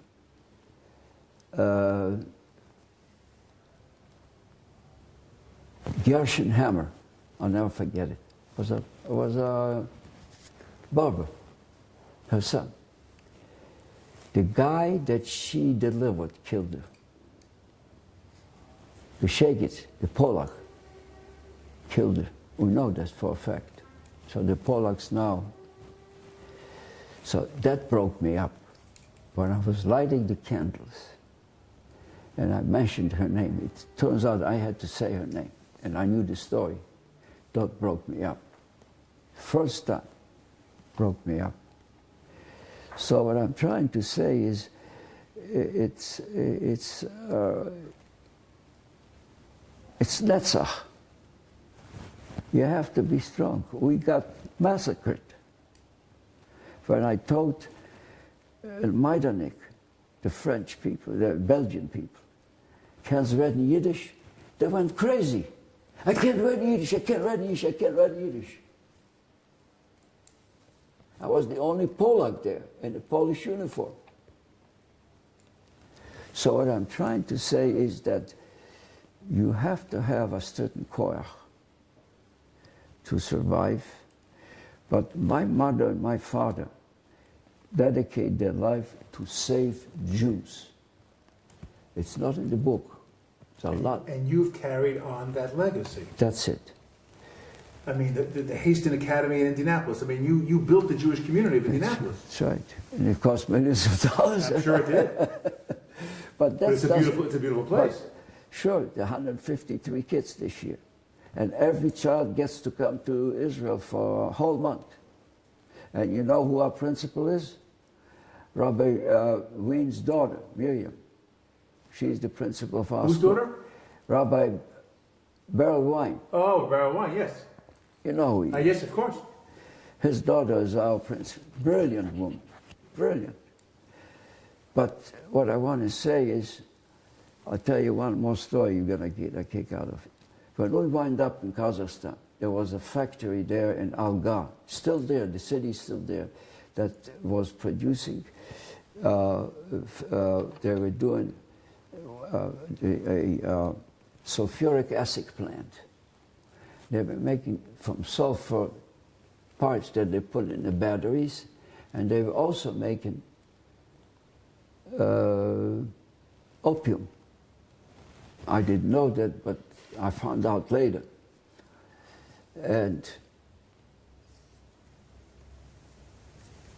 they had what they call in Russian, volnaya silka.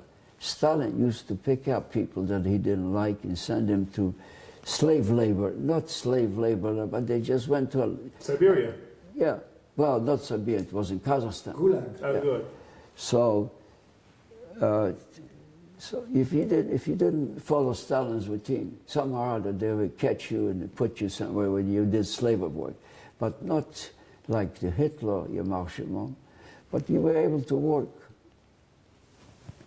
in that sulfuric acid plant, which I also worked and also became that's how I started with electrician helper.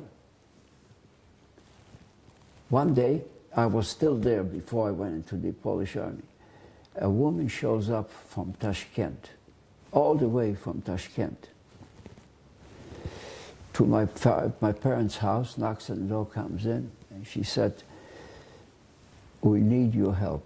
I need your help. I have a son that works in this sulfuric acid plant, and I would like to somehow to see him or get him out, whatever it is. I remember my parents were walking up and down this little steeple they had there. How are they going to do it? And my mother and father already had this idea to save lives. It's not something that's already... So my father followed my mother more than she followed him. She had more will. And they said they had friends from the city of Leningrad, which is St. Petersburg. Jewish friends. Their daughter was married to a doctor, non-Jewish, who was the doctor of that camp, of the factory. Sulfur acid is horrible. Burns your pieces and it smells horrible. Don't last long. I spent about a year on that place. Anyway, so they decided they're going to go to the doctor and ask him to sign a death certificate. And my father hired two Schutzen to have what do you call it, to carry the guy out. So the guy signed it, that certificate. Kilo, he's dead. They carried him out, not too far from the factory. They buried him, about that much deep, and my mother and his mother were hiding between day and night from far away to look. They put a pipe in his mouth like a cross. And about an hour later, after they buried him, they unburied him, brought him back to our house, washed him up, cleaned him up, stopped the train that was going from Moscow to Tashkent in the middle. My father went to the railroad station, Alga, paid off to make the train stop, and pushed this lady in with her son going away. That's saving a life. Tell me your trip to Brochin with Hart. So one day we decided to go to Brochin. We didn't go to Brochin. We went to Stanislav. But you passed through Brochin. You talked No. about it in the book, yes. You said that you saw the place. There are a couple of things still there. The well was still there. No. Yeah, we were. Yeah, sure, yeah. The house where we were there, yeah, sure, of course. Still there. I have it on pictures. We went to Brochin, it was raining. The reason why I wanted to go there is because our grandmother on my mother's side was buried before the war. I thought the cemetery was still there, but it was all ruined, no fresh on it. It was a cow. And next to it, they built a huge factory that reproduces gas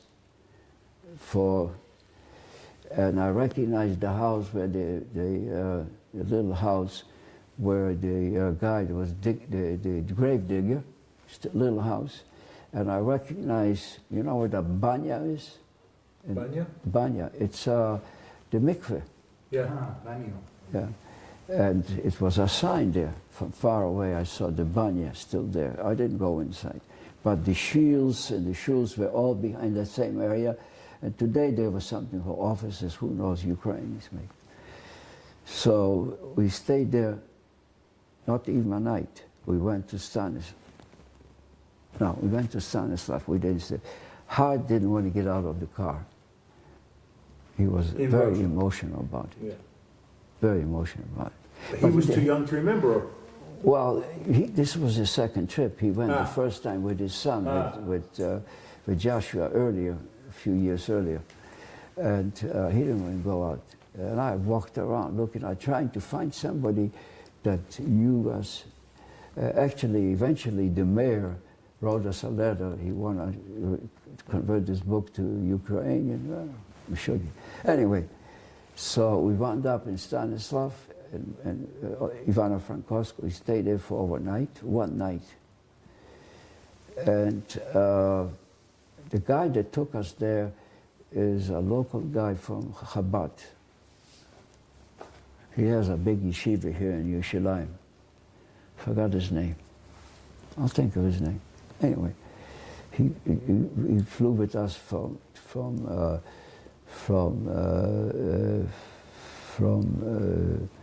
we started out, oh yeah, what happened, Hart was in London, and I was going to Tel Aviv, and we met in Warsaw.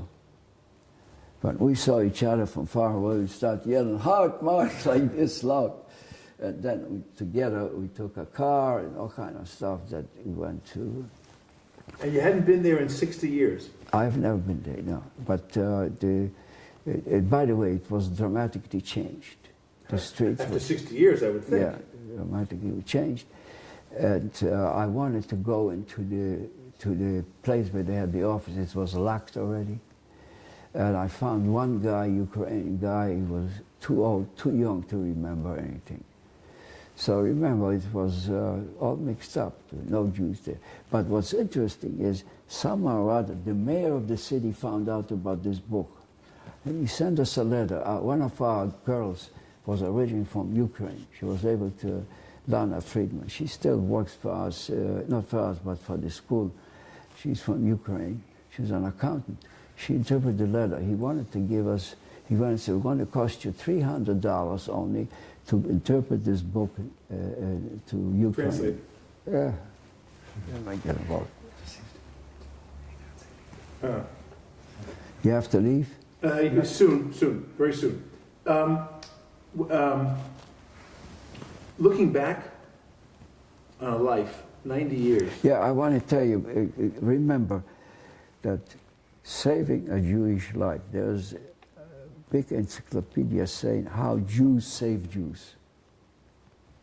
They don't talk about it too much, but there is a lot of places where Jews save Jews.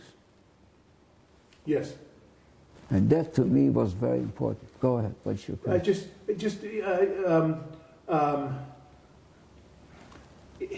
The Jewish history is 3,000 years old.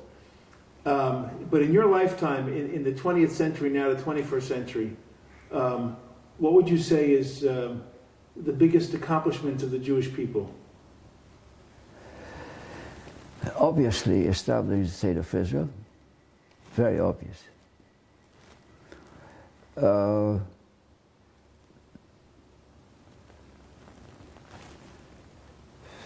Setting up the life today just the way the Rebbeinu Shalom predicted it. That's the way the Rebbeinu Shalom taught Moshe Rabbeinu to do it.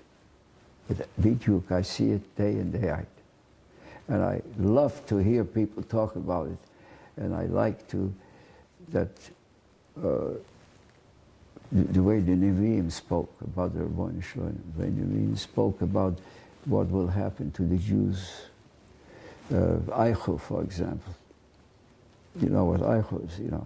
Eichu usually, you know, in Tisha B'Av. Eicha, yeah. But I look at it in a more positive way. That we are here up in Ness, and we have to apply ourselves to those principles, because it comes directly from the Rebbeinu Shalom. We don't have a Moshe Rabbeinu. But we have his teaching. But we have the Rambam, we have Rashi, we have other big Talmidei Chachamim that helped us through this too. And surviving as Jews through whether Soviet Russia or Tsar's Russia or Yamach Shimon Hitler and his Germans. It was in the papers today or yesterday. The guy was 96-year-old German that was their accountant. He was in Auschwitz. Yeah. You've had an extraordinary life. Ein safek. Yes. Yeah. From beginning to end, yes. You've had an extraordinary life. I'll say it again. Your story should be told in Hollywood. Period. I've never seen a story like this. What's your secret?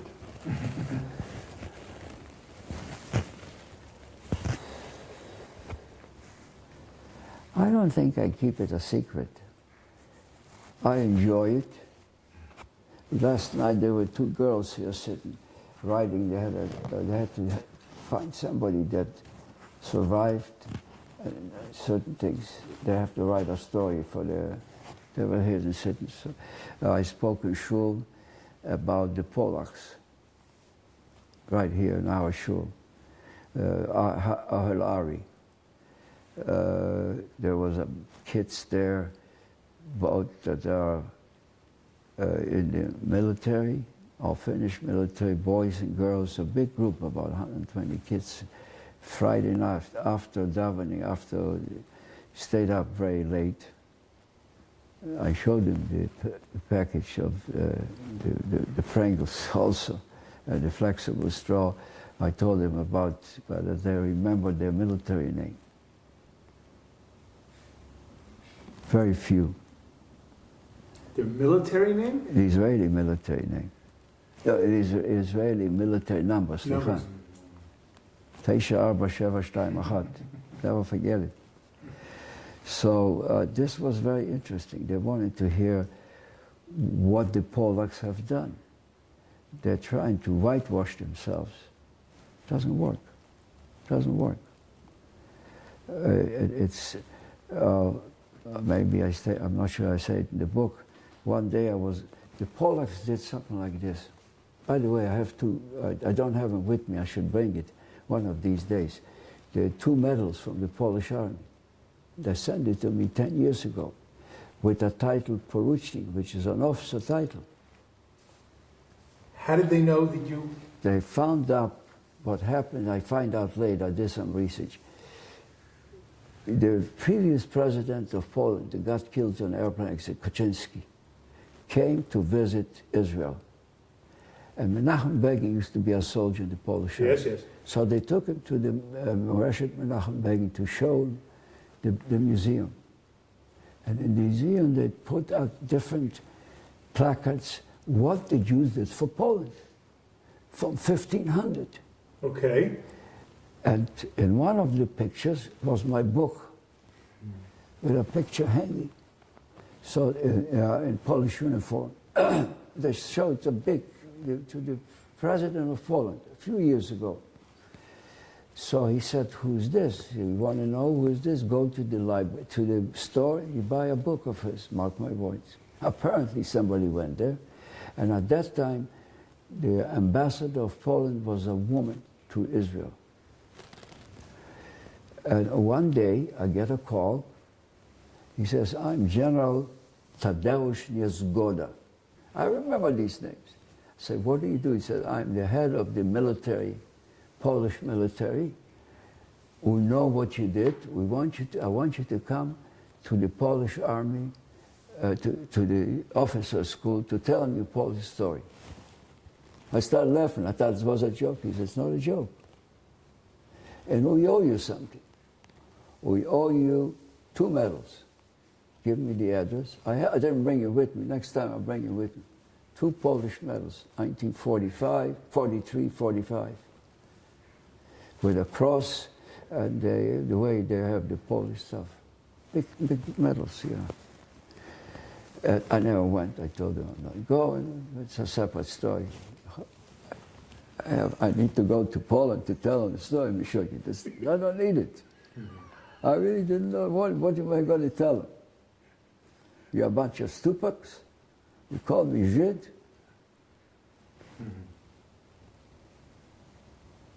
You know what a stupak is? No. A stupak is a guy a Polak that went to school and stayed in the same grade 3 times in a row. I think I talk about it in the book. I beat him out. 3 of us went and beat the hell out of him, a Polak. Yes, you did write about this. Yes. So what I'm trying to say is that I like the idea that Israel is an independent state with all the politics. That's politics. And we show them Yad Chazaka from day one. Look what we do for the world. The Jews in general and Israel specifically, whether it's water, or medicine, or gas, or the hot water heaters on top of their roofs. It's all Israeli. Look at the food we have in here. The first year there was, I told you this story, maybe I said in the book, there was no food to eat. And the guy that has the two towers for the towers that take the grain in Haifa, what was his name? Dr. The owner of it was a German Jew, became friends with me. He was in Menachem's Begin, what they called kitchen cabinet. I'll think of his name. And he told me the story. Israel, one day in the beginning, the Yusha was only with 800,000 people. There was not one grain to have bread the next day. People don't know it. 3 ships came from the United States. 3 ships with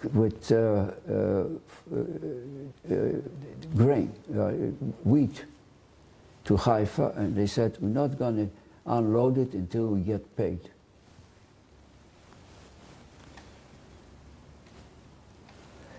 The guy that owned the towers didn't know what to do. Wealthy German Jew. I'll tell you his name, you'll know his name. I'll think of it. I became very close friends. He didn't have any children. They gave away this to the Haifa University. He started Haifa University on the mountain there. What was his name? I'll think of it. Anyway, he told me the story. There was no grain, and the Americans came with the wheat, and they wouldn't unload it and get it paid. So he had a connection with Switzerland, and he apparently somehow or other telephoned about all this and guaranteed about $1.5 million. And they unloaded the grain. Trucks lined up to get the grain. The next day we had bread in this country. Talking about the Nes Min Hashemayim. What was his name? I'll ask my wife, maybe it's okay, okay. But so what I'm trying to say is, this is things that only in Israel can happen. Only Jewish people can happen. Only those people that believe in the Ribono Shel Olam, whether you wear a beard that long, or no beard, or whatever it is, we have to consider ourselves Jews without forgetting it. And we don't mind showing off for the world. Who invented the medicine that for people that get crippled, what do you call it? Polio. Oh, polio. Yeah, Jonas Salk, yeah, Jewish. So, who was he? Save the world. Save the world. I can go to... Yes, of course. Okay, listen, we've done 8 hours of your life. Thank you. And it has been a fantastic. Thank you very much for taking time out. So what happens with Tolldot eventually? It's in the National Library. Yeah. They have about 1,000, but in English, yeah, maybe 100. The rest are in Hebrew and a couple other languages. Yeah, we're done. Yeah.